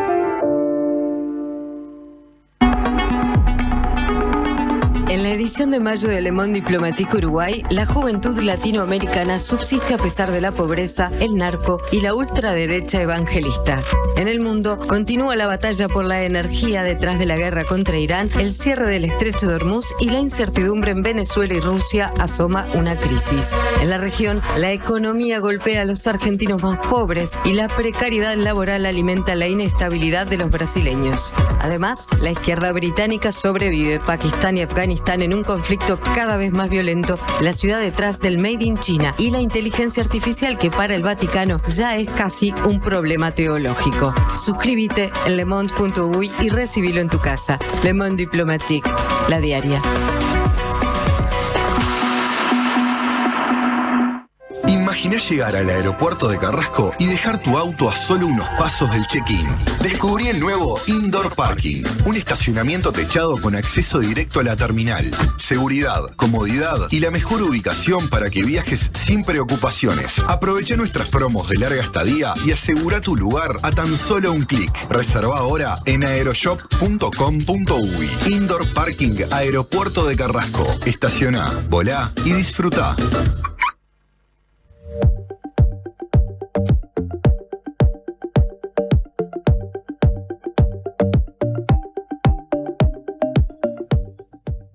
Diez 19 de la mañana de La Diaria. Ya anunció Mariana Cianelli que se quedó en la mesa para encarar este bloque, el tema del que va a hablar.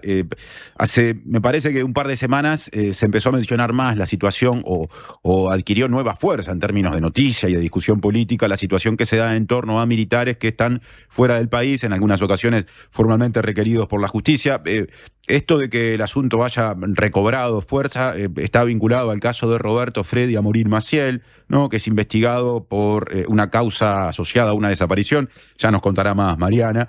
Madres y familiares de uruguayos detenidos desaparecidos puso el tema en conocimiento de la Secretaría de Derechos Humanos para el pasado reciente, que depende de la Presidencia de la República, y el caso puntual de este ex integrante de la Fuerza Aérea Uruguaya estuvo nada menos que en la reunión que hubo entre madres y familiares y el presidente Yamandu Orsi a comienzos de este mes, porque entre otras cosas a Amorín Maciel, a este militar en un consulado uruguayo, se le entregó una fe de vida que le permite, aún estando fuera del país, escapando de la justicia, seguir cobrando su jubilación, lo que no solo no colabora con la justicia, sino que le da mayor comodidad a quien escapa de ella, que es todo lo contrario a lo que supuestamente el Estado debería garantizar. Entonces, tomando esto como disparador, Mariana se quedó en la mesa para hacer una actualización de una lista que va mucho más allá de Roberto Freddy Amorín Maciel y que da cuenta de militares que deberían dar explicaciones aquí, ante los tribunales, los juzgados, y no lo están haciendo. Te escucho, Mari. Sí, en total hay 16 militares que están siendo requeridos por la justicia uruguaya por crímenes cometidos durante el terrorismo de Estado. El número varía, en algunos casos, por ejemplo, ayer Madres y Familiares hablaba de 15 porque hay uno de ellos que está en proceso de extradición. Yo lo sumo, digamos, porque hasta que no se concrete esa extradición me parece que es importante, identificar a todos estos militares que están siendo requeridos y que no están a disposición de la justicia. Eso se divide, esos 16, en 12 que efectivamente están prófugos. Después hay 3 casos más donde si bien la justicia uruguaya hizo el pedido de extradición, por distintos motivos la justicia del país en el que están no lo avaló. pero igual están siendo requeridos por la justicia uruguaya. Y después hay un caso que era el que les comentaba, que está en proceso de extradición. Y si te parece, voy a nombrar a todos los militares que están siendo requeridos y después vamos a poner el foco en algunos de estos casos. Paso a mencionar, José Luis Parisi Alegre fue oficial del OCOA y está siendo requerido. Jorge Grau, José Eduardo Delgado, Alfredo Ángel Fresia Dubois, Roberto Freddy Amorín Maciel, José Walter Bassini Sacías, Wellington Sarli Pose, Tabaré Camacho Pastorini, Juan Manuel Pagola Alzamora, Juan Carlos Esponda Martínez, Pedro Francisco Narbondo, Manuel Vicente Zapata Gini, Daniel Mayorano, que como decía se encuentra en España, lo identificaron, lo identificó porque tenía un pedido de extradición nacional internacional, un pedido de requisitoria, y está en marcha el juicio de extradición. Pedro Mato Narbondo, Manuel Cordero y Fleming Galo. Esos son todos los nombres de los militares que están requeridos por la justicia uruguaya. Y entonces, bueno, pasando un poco a mencionar alguno de ellos, voy a mencionar a los siguientes porque están justamente vinculados al caso que mencionabas al inicio. Tenemos a José Eduardo Delgado, que fue oficial de aviación y está requerido por la desaparición forzada de Arpino Vega del MLN y en la causa que investiga torturas y privación de libertad en la base aérea Boy-Solanza. Se estima que reside en Estados Unidos, él también. Después también está prófugo Alfredo Ángel Fresia Dubois, que fue oficial de aviación también y está requerido por la desaparición de Arpino Vega, y está Roberto Freddy Amorín Maciel, que fue ubicado en Miami, donde tramitó en febrero de este año la fe de vida para cobrar su jubilación en la caja militar por el caso de Arpino Vega. Repasemos un poco quién era Arpino Vega. Era militante del MLN que fue secuestrado junto a su esposa y a su hijo. Los tres fueron trasladados al centro clandestino de detención de Boy-Solanza, según los testimonios de detenidos. En ese momento, Arpino Vega logró romper las esposas en un momento que le sujetaban las manos y a partir de ello fue sometido a graves torturas que llevaron a su muerte. Bueno, por ese caso, estos tres militares que yo mencionaba están siendo requeridos y están prófugos. Es importante repasar un poco el caso de Roberto Freddy Amorín Maciel, porque, como comentaba, en febrero de este año tramitó la fe de vida en Estados Unidos, en Miami. Sí. Se le otorgó, la cónsul Mariana Baubeta Álvarez le entregó esa fe de vida. Se abrió, como hemos ido tratando a lo largo del programa, una investigación administrativa por parte de Cancillería. Pero me importaba también señalar que no ha sido el único caso que hemos visto en el último tiempo de militares que han tramitado la fe de vida para seguir cobrando la jubilación mientras están prófugos. Quiero rescatar una nota, un trabajo del semanario Brecha, en particular del periodista Samuel Blixen, que en 2020, en una nota, detallaba que hay 1.600 militares retirados en total que cobran las jubilaciones en el exterior, pero en particular mencionaba, por ejemplo, el caso de Pedro Mato, que concurría a la Embajada de Santana do Livramento para tramitar la fe de vida, y también el de Manuel Cordero, que también allí tramitó la fe de vida, que ahora vamos a repasar esos dos casos, y la cónsul en ese momento que le otorgaba la fe de vida era Liselot Sarli Pose, hermana de Wellington Sarli Pose, uno de los militares prófugos y requeridos que ayudaba en ese momento a esos dos militares a que pudieran cobrar las jubilaciones. También me parece importante destacar algo que dijo Ignacio Randonea en la entrevista que le hicimos acá en la mañana de la Diaria Radio. Él comentaba que en muchos casos el cobro de la jubilación obviamente les permite vivir afuera y mantenerse prófugos. Es lo que permite que en términos materiales alguien que está escapando de la justicia, en este caso de su país, tenga todas las posibilidades de seguir haciéndole más difícil, justamente en este caso el Uruguay, la posibilidad de que se establezca justicia. Va en el sentido contrario a lo que el Estado al mismo tiempo se propone. Exactamente, incluso mencionaba el caso de Eduardo Ferro, que cuando deja de cobrar, cuando se lo ubica en el exterior y deja de ir a cobrar la jubilación, se termina entregando a la justicia, claro, porque no puede subsistir, obviamente, prófugo.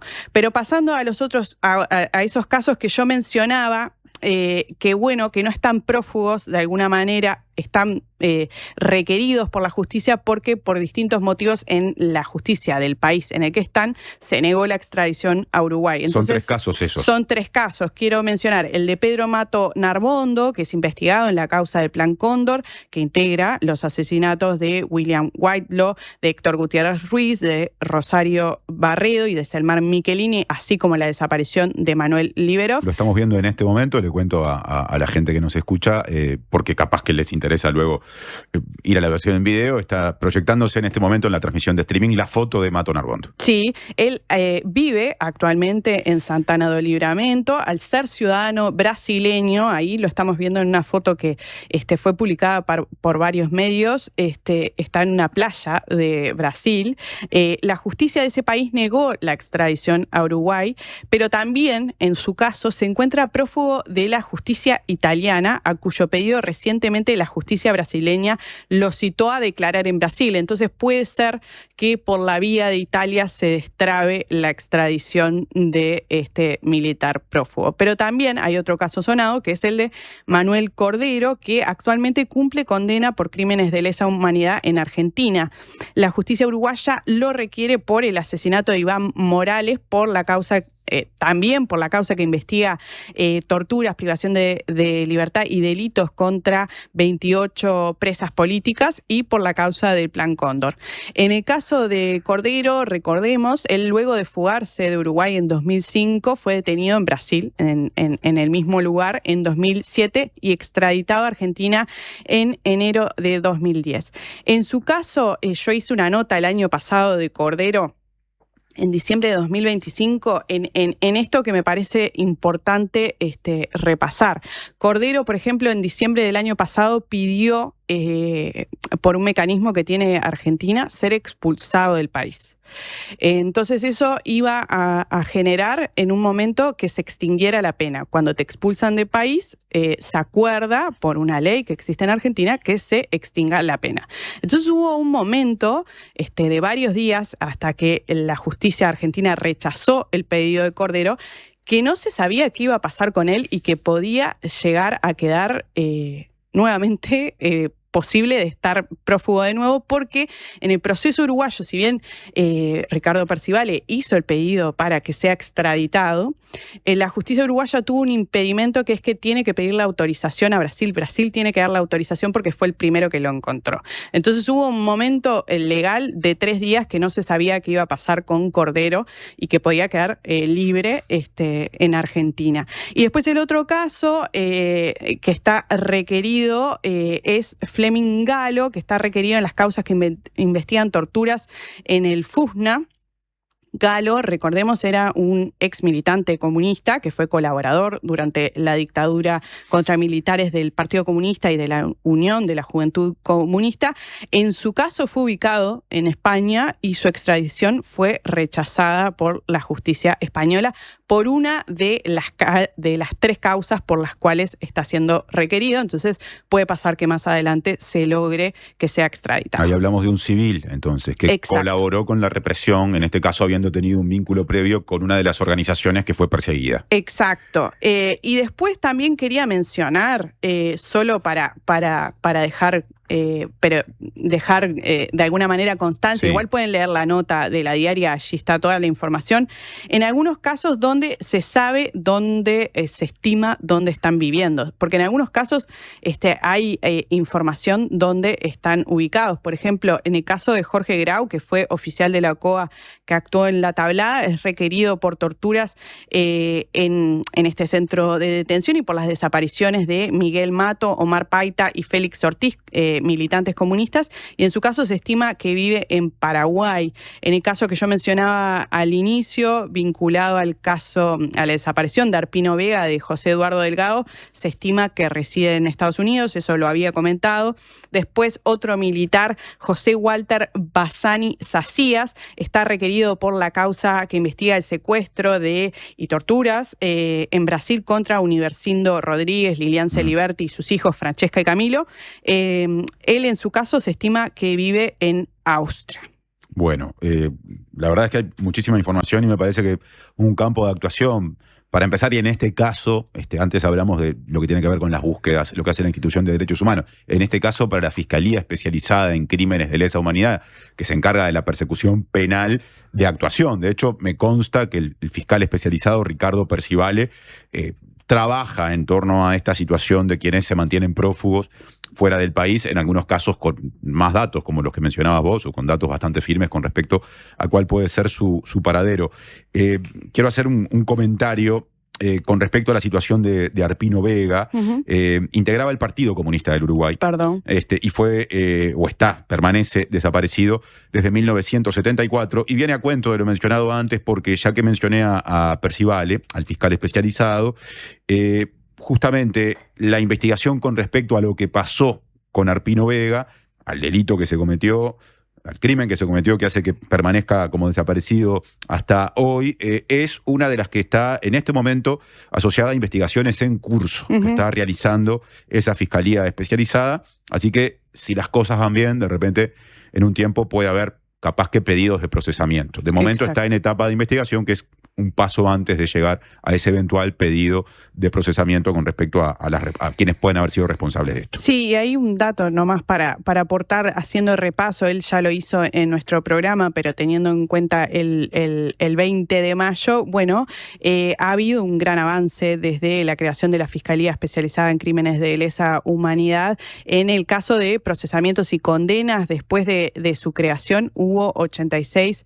procesamientos y condenas, y antes había habido 15. En total estamos hablando de 101 casos donde ha habido una resolución de la justicia. Sí, claro. Justo por mi otro mostrador, digamos, el de la tarde del TV Ciudad, me tocó trabajar en un informe vinculado a lo central, porque en los tiempos televisivos es muy difícil poder resumir tanta información. Da para hablar horas o muchos minutos, mucho más que lo que banca un tape de informativo o de transmisión especial, que es lo que tendremos hoy en TV Ciudad, todo lo que está en la sede, ¿no? En el despacho, digamos, de Percivale. Pero si queremos hacer alguna mínima referencia con respecto a pedidos de procesamiento hechos por denuncias previas al cambio del Código del Proceso Penal, o sea, Código Viejo, hay 10 pedidos de procesamiento que están pendientes de respuesta. O sea, juez o jueza deberán responder a ese pedido de procesamiento.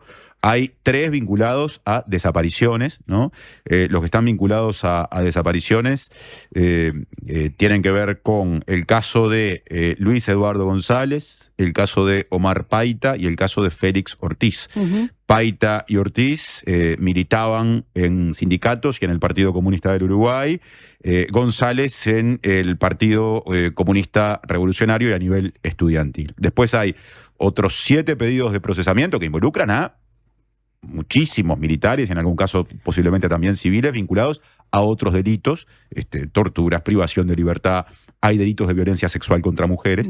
Eso, Código Viejo. Y cuando pasás a los pedidos o procesos que podrían terminar en formalización, que todavía requieren la respuesta del Poder Judicial, pero bajo el Código Nuevo, ahí la causa que se destaca, de la que hablamos mucho con Percivale, es esa que se define como Plan Cóndor, ¿no? Donde están, entre otras cosas, los asesinatos de Michelini, Gutiérrez Ruiz, Whitelaw, Barredo, la desaparición de Liberós, pero también otros delitos contra personas uruguayas, fundamentalmente cometidos en Buenos Aires entre un momento del 74 y un momento del 76. Son cerca de 2 años de periodo. Y después podríamos sumar mucho más, ¿no? Denuncias que están en etapa de presumario, en etapa de investigación, todavía sin pedir procesamiento, como la de Arpino Vega, y seguramente otras que yo ahora esté omitiendo. Así que es muchísimo lo que hay justamente en ese despacho de la Fiscalía. Sí, y bueno, si te parece, vamos preparando la mesa para el siguiente contenido. Vamos con eso, 10:36, vamos a salir por un momento de este tema, pero seguiremos hablando de derechos humanos en clave de atención, por ejemplo, de la salud mental, de poblaciones en situación de calle, porque la situación que se da en el Ministerio de Desarrollo Social, con las dificultades que tienen algunas organizaciones de la sociedad civil para pagarle a quienes trabajan en ciertos dispositivos, hace que haya un dispositivo en particular que está teniendo severas dificultades para funcionar y que atiende a personas en situación de calle, inclusive dándoles un lugar a algunas de esas personas para que luego se sumen al dispositivo y trabajen allí, que atiende salud mental. Y Federica Pérez, que es la editora de salud de La Diaria, va a hablar de ese tema en el tramo que viene del programa. Llegó a Carper la promo que estabas esperando. Llévate hoy mismo tu nuevo Chevrolet Spark EV a solo $22.990 financiando con HSBC. Carper, tu Chevrolet, marca Carper. Una tele, dale. Un parlante, dale. Cafetera, dale. Canjeala con Dale. Llegó Dale, el nuevo programa de puntos de ANDA. Ahora, cada vez que usás cualquiera de nuestros servicios, sumás puntos para canjear por lo que quieras en nuestra tienda online. Dale, disfruta de Dale ANDA. Conoce más en anda.com.uy. Ver bases, condiciones en anda.com.uy. Si cuando pensás en el futuro sentís que tu voz interior deja de hablarte normal y empieza a hablarte de una forma extraña, particular, utilizando un lenguaje excéntrico y un tono exacerbado, mientras escuchan sonidos de efectos especiales y música dramática, es porque te estás haciendo demasiado la película. La mejor forma de prepararte para el futuro es con Ahorro Más Vida de Banco de Seguros del Estado. Consulta con tu asesor de confianza en nuestras oficinas o en bse.com.uy. En Vida BSE podés confiar toda tu vida. En Antel, el futuro lo hacemos junto a quienes impulsan el país. Por eso, acompañamos a las empresas con soluciones seguras en nuestro data center. Y también junto a quienes cuidan el planeta. Por eso, trabajamos en la recolección de residuos electrónicos. Porque el futuro se hace juntos. Antel, el futuro lo creamos juntos. Más voces, menos ruido. La Diaria Radio, 97.9. Primero está la tierra, el origen, la esencia, lo que es único y propio de una localidad remota en la inmensidad del mundo. Después, la tradición y la historia, lo que cuentan los que entienden de los ciclos y tiempos de la naturaleza. Al final, está el cuidado y el respeto por todo ese recorrido. Seis Montes, cafés del mundo tostados en Uruguay. Te esperamos en nuestra tienda en Rivera 2208, esquina Polié, o en la web. Celebramos que nos abras las puertas de tu vida. Celebramos estar a tu lado cada día y cada noche en que necesitas apoyo para seguir adelante. En Alcance Servicio de Compañía cumplimos 30 años cuidándote, gracias a la confianza de nuestros afiliados y a un equipo profesional y humano atento a sus necesidades. Porque en Alcance, cada uno de nuestros socios es único. Alcance 30 años. Amamos cuidarte. Prevení problemas de audición. Evita usar auriculares a volumen alto por tiempo prolongado. Alterna con otros dispositivos. Prevení. Preasociate a la Española. 1920-1234 o preasociate.com.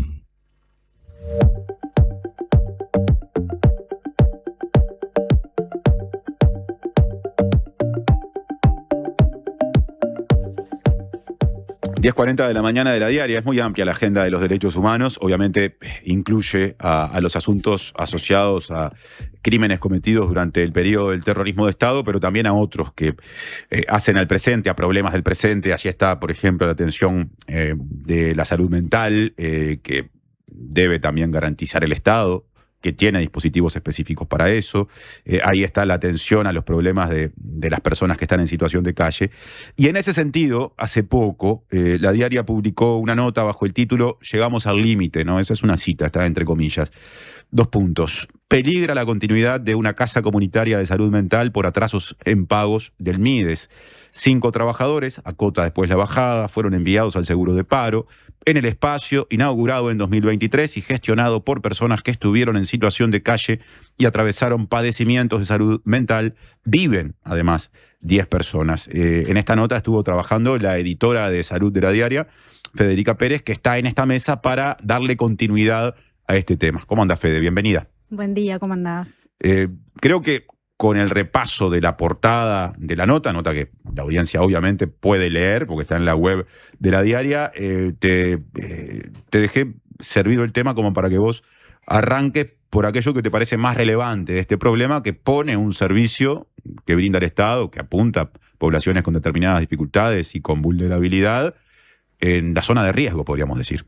Sí, Martín, bueno, como decías, esta casa que está en el centro de Montevideo, ahí a pocas cuadras de 18 de julio, está en un momento bastante crítico, ¿no? Allí viven, como decías, 10 personas que estuvieron en situación de calle y que atravesaron también padecimientos de salud mental desde 2023. Esto pasa porque, bueno, obviamente no es ajena, recibe una partida del MIDES, que ahora vamos a decir para qué se utiliza, una partida económica, y bueno, obviamente esta casa no quedó ajena o separada de los atrasos del MIDES en cuanto a los pagos a las organizaciones civiles con las que trabaja y bueno, a la renovación de contratos que también es algo que está atrasado. En este caso, en esta casa, el Ministerio financia nada más y nada menos que el alquiler, alimentos para las personas que viven ahí y la contratación de psicólogos y otras 2 personas que pueden ser usuarios mismo del MIDES o de alguna otra organización. Que bueno, que trabajan allí y bueno, es fundamental obviamente, ¿no? El dinero, entonces por eso están en este momento tan crítico. Podemos aclarar también que estas personas que bueno, viven en la casa, tienen actividades, ¿no? Realizan otras cosas para obtener dinero también, pero bueno, obviamente la partida financia, digamos que lo esencial, ¿no? Ante esta situación, Radio Vilar de Voz, que bueno, de allí es que se contratan algunas personas con este dinero, y la Nave de los Loques, que es un espacio cultural que funciona abajo de la casa, también con esos recursos se sostienen, publicaron un comunicado, ¿no? En el que señalan que bueno, que desde 2023 vienen y han venido hasta donde han podido, ¿no? Dicen textualmente que la situación ha sido compleja durante varios años. Además dicen que bueno, para sostener esta situación ante el atraso, que es bastante importante, de meses en el pago de esa partida, han sacado préstamos incluso personales, ¿no? Personas que están en Vilar de Voz, han sacado préstamos a su nombre, digamos, para sostener la casa. También lo han hecho a través de un convenio que hizo el MIDES a fines del año pasado, que creo que les exoneraba bueno, recargos, ¿no? Los préstamos. Todo lo que han podido lo han hecho y bueno, como ya están, entiendo que en el límite, como dicen ellos, comunican esto y dicen bueno, que también son insuficientes las respuestas del Ministerio en cuanto bueno, a la renovación y a cómo van a continuar con ese convenio. Estuviste hablando con uno de los trabajadores que fue enviado al seguro de paro, digamos, al seguro de desempleo. En un ratito ya estaremos escuchando lo que te dijo. Antes, me parece justo en este caso recordar qué es lo que ha respondido o viene respondiendo el Ministerio de Desarrollo Social, empezando por el ministro Sibila, cada vez que surge este problema de cómo se sostienen servicios que prestan organizaciones de la sociedad civil. Lo que el MIDES dice es, el Ministerio tiene las partidas de dinero, si hay organizaciones de la sociedad civil que no terminan pagando en fecha, particularmente vínculos laborales. Acá hay un elemento distinto que es también el pago de un alquiler, de un espacio, ¿no? Pero sobre todo en el caso de los vínculos laborales es porque esas organizaciones están atrasadas en las rendiciones de cuentas, en la presentación de esa documentación, a cambio de la cual el MIDES debe pagarle. Esta es la versión oficial. Yo supongo que en este caso puede haber... porque la situación no es exactamente la misma en el sentido de que hay otras cosas que se financian, pero también porque siempre aparecen matices capaz que desde la gente vinculada a este dispositivo, discrepancias con lo que el Mides genéricamente, con respecto a otras situaciones, ha dicho. Pero me interesaba hacer esa puntualización. Sí, está muy bien. Hablamos justamente con Joaquina Morena, que él es integrante de Radio Vilar de Voz, que además es una de las personas contratadas que ahora está en seguro de paro, que nos hizo un detalle, digamos, de la situación y de cómo llegan hasta ahora. Si te parece, lo escuchamos para tener la versión de ellos. Ahí está. Este convenio que te mencionaba se realiza en mayo de 2023. En mayo de 2024 se hace un nuevo convenio con algunas ampliaciones en algunos rubros, que se renueva en 2025, y ahí lo que nos empieza a pasar es que el convenio inicia en mayo y por convenio a los 30 días nos tienen que dar la primera partida. El año pasado, en lugar de llegar a los 30 días, la primera partida llegó a los 120 días la primera partida. Ahí el Ministerio de Desarrollo Social lo que dice es que no tiene plata, que el Ministerio de Economía y Finanzas no le da rubro, entonces que no es su responsabilidad, digamos, más allá de lo cual el convenio que tenemos firmado es con el Ministerio de Desarrollo Social. Pero claro, lo que nos hace a nosotros, que en lugar de los 30 días la primera partida venga a los 120 días, por una parte es tener que buscar plata para gastar, porque si no después el Ministerio no te devuelve. Y por otra parte es que al demorarse que te den la partida, vos no podés presentar rendiciones para que venga la siguiente partida. Entonces eso lo que empieza a generar es que te empieces a atrasar en los diferentes rubros. Por ejemplo, por priorizar pagar los sueldos, nos atrasamos con BPS, eso genera multa que el Mides no se hace cargo porque lo que plantea es que es responsabilidad de la asociación civil. Entonces, eso implicó para la asociación civil conseguir préstamos tanto institucionales como personales. Después salió un préstamo de microfinanzas que le llamaron para adelantar las partidas, que eso generó más atraso. Entonces, bueno, al día de hoy la situación es que cerramos un convenio, estamos abriendo un nuevo convenio a partir del 5 de mayo, que desde el Ministerio nos dicen que no se sabe cuándo va a ser la primera partida porque no tienen rubros aprobados. El convenio sí está aprobado, pero no los rubros. Entonces, hasta que el Ministerio de Economía y Finanzas no autorice los rubros, no autorizan el trámite administrativo, que dentro del Mides va a demorar el trámite administrativo. Entonces, bueno, esa es la situación en la que nos encontramos actualmente. Es interesante escuchar a Morena, porque él en un momento menciona la cuestión de las rendiciones de cuentas, ¿no? Y cómo eso condiciona a la organización para que reciba los fondos que precisa para funcionar, pero explica que eso se debe a problemas que antes tiene el Estado, sobre todo en el vínculo entre dos ministerios. Desarrollo Social y Economía y Finanzas en este caso. Esa activado su versión de esto que decías de la rendición de cuentas. Bueno, ellos dicen se va atrasando todo, ¿no? Entonces, bueno, creo que vale la pena recalcar que si esto no funciona, si la casa llega un momento que no se puede sostener, ¿no? Hay 10 personas que viven allí que volverían a estar en situación de calle porque no tienen a dónde ir. Y ante esto, ellos intentando evitarlo, como ya lo vienen haciendo hace años, elaboraron un plan de contingencia que ellos dicen en el comunicado que aplica todo lo que han aprendido hasta ahora en estos años de convivencia, pero bueno, me pareció también que estaba un poco acotado, así que le pregunté también a Joaquín y él decía, bueno, qué cosas han estado diciendo, compartiendo para poder seguir. Lo escuchamos sobre eso también. El plan de contingencia tiene que ver, por una parte, con hacer finanzas para sostener económicamente el proyecto mientras las partidas de Mides no llegan, de acuerdo al convenio que tenemos firmado. Por otra parte, con las personas que están viviendo en la casa, pedirles que sigan participando de los espacios de radio Vilar de Voz, que siguen en funcionamiento, de forma de verlas ahí a las personas y poder ir haciéndoles un acompañamiento y ver cómo llevan la convivencia. A su vez, pedir la paciencia con sus compañeras y compañeras de convivencia. Son 10 personas que están viviendo en la casa actualmente y que vayan asumiendo responsabilidades a un ritmo mayor del que venían asumiendo, digamos, y a su vez con un apoyo de horas del equipo de Vilar de Voz, que es un equipo de 12 a 13 personas, que hemos podido hacer una grilla en la semana para que pasen algunas horas para sostener parte de la convivencia, digamos. Un poco por ahí tiene que ver esto que venimos intentando hacer para que la casa sobreviva. Bueno, ahí está el plan de contingencia. Ahora, la falta de recursos, más allá del plan de contingencia, vos lo apuntás en el informe, implica que haya servicios o dispositivos que ya están afectados.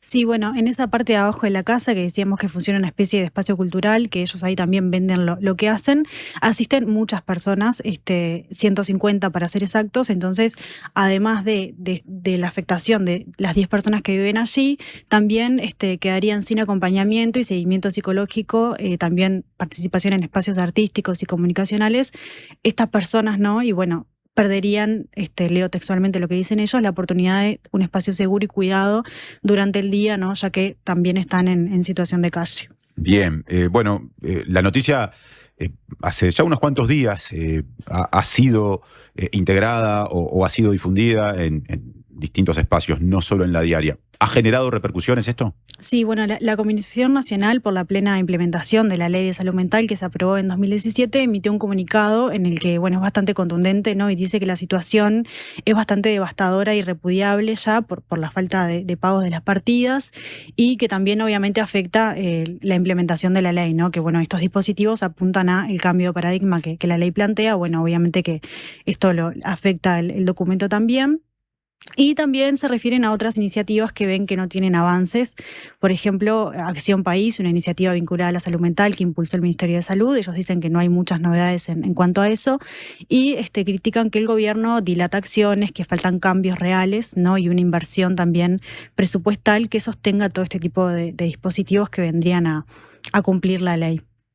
La ministra de Salud Pública ha hecho referencias a estas cuestiones vinculadas a la cobertura en salud mental. Sí, a principios de mayo estuvo en la Comisión de Salud del Senado, ahí no puntualmente sobre este tema, pero bueno, sobre salud mental en general.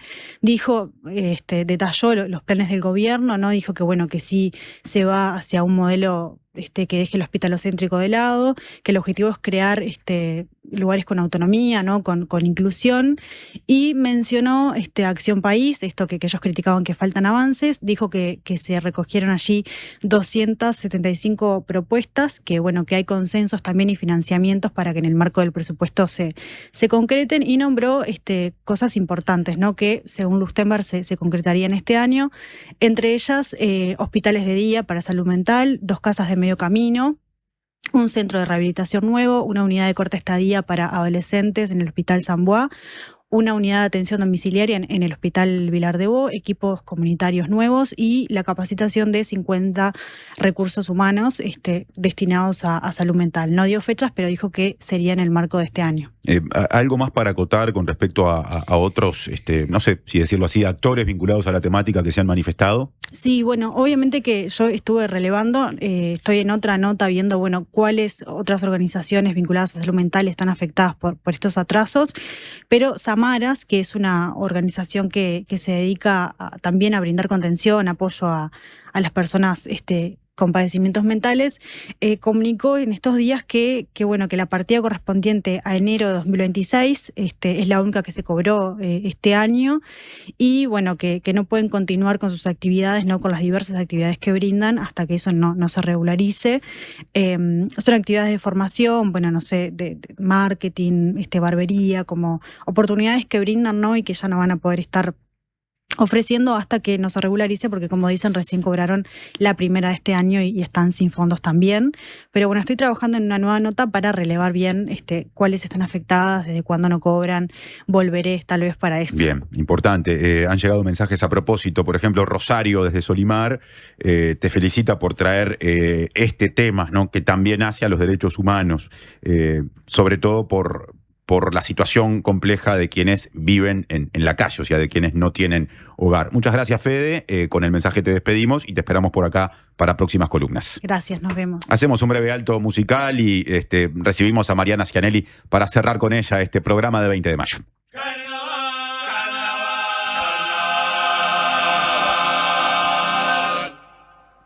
El dios Momo te ha vuelto a soñar. Y la murga,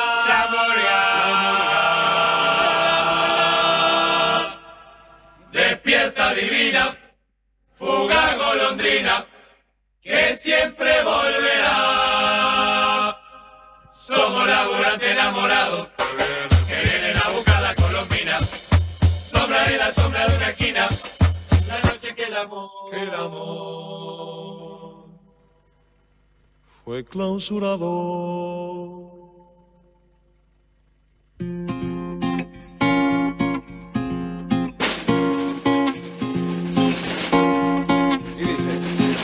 Palpitante de alegres canciones, hoy venimos al barrio a dejar. 10:55, y nos tenemos que ir con música alusiva a un 20 de mayo o a la cuestión de las personas desaparecidas en una jornada como la de hoy, 20 de mayo, y estamos escuchando La despedida del Gran Tuleque, así se llama esta composición, que es parte del cancionero, ¿no? De hecho, es parte de una que sepamos todos, otra vez. Claro, no, ahí no. Acá está. Eso. El libro de Martín Duarte, nuestro compañero, que es columnista oficialmente desde el viernes pasado de este programa, y que la rescata, ¿no? La pone en esa lista, ¿no? En esa selección de canciones de raíz murguera que, bueno, que ya han adquirido tal conocimiento, tal popularidad, que merecen un destaque especial por su llegada a la gente, porque la gente las ha hecho suyas. Y se juntan en la historia varios nombres importantes, ¿no? Bueno, sí, claro, porque lo que tiene una que sepamos todos, el libro escrito por Martín, es que va un poco al origen de esto que termina siendo una canción y que muchas veces quien la canta o la canta en un asado o la escucha en su casa y la tararea no sabe de dónde viene. Ocurre que, según escribe Martín, en 1959... el Gran Tuleque surgió como una comedia musical a ritmo de murga y batería. O sea, se hizo algo que era muy poco habitual en aquel Uruguay, que era llevar murga a un teatro. Y parece que no le fue muy bien a esa iniciativa, que ya lo tenía muy metido en la cuestión a Mauricio Rosenkopf, ¿no? Que está por detrás de la letra de esto. De hecho, el término tuleque, esto también lo explica Rosenkopf, tiene raíces barriales. Nunca supe qué quiere decir, formaba parte de un canto de guerra de la barra del Club Social y Deportivo Misterio, afincado en el buceo. Recoge reminiscencias candomberas al referirse al tembleque y a la barba de lo que podría ser el baile de un gramillero, que se fueron expandiendo, acota Martín Duarte, a través de tradiciones y canciones sin un origen determinado. En definitiva, y abreviando, el tiempo pasó, Rosenkopf fue rehén de la dictadura, desarrolló una gran capacidad creativa, como sabemos, aún en las peores condiciones, y cuando recobró la libertad y recobró su tarea militante, pero también su actividad artística, se vinculó con un Jaime Ross que ya era en los 80 un artista popular en pleno crecimiento, especializándose en el cruce de canción y murga, ¿no? La murga canción, y a partir de el requerimiento de muchos y muchas familiares de desaparecidos, entendió que era momento de, bueno, tomar la temática ya en el Uruguay de la dictadura que se había recuperado, y así surgió un nuevo espectáculo teatral, El regreso del Gran Tuleque, que en su repertorio incluía esta composición en la que ya participa Jaime Ross. Y bueno, de ahí en adelante es historia conocida. La despedida del Gran Tuleque está en el disco Sur de fines de los 80 de Jaime Ross. Fue tomada por agrupaciones del carnaval como Falta y Resto.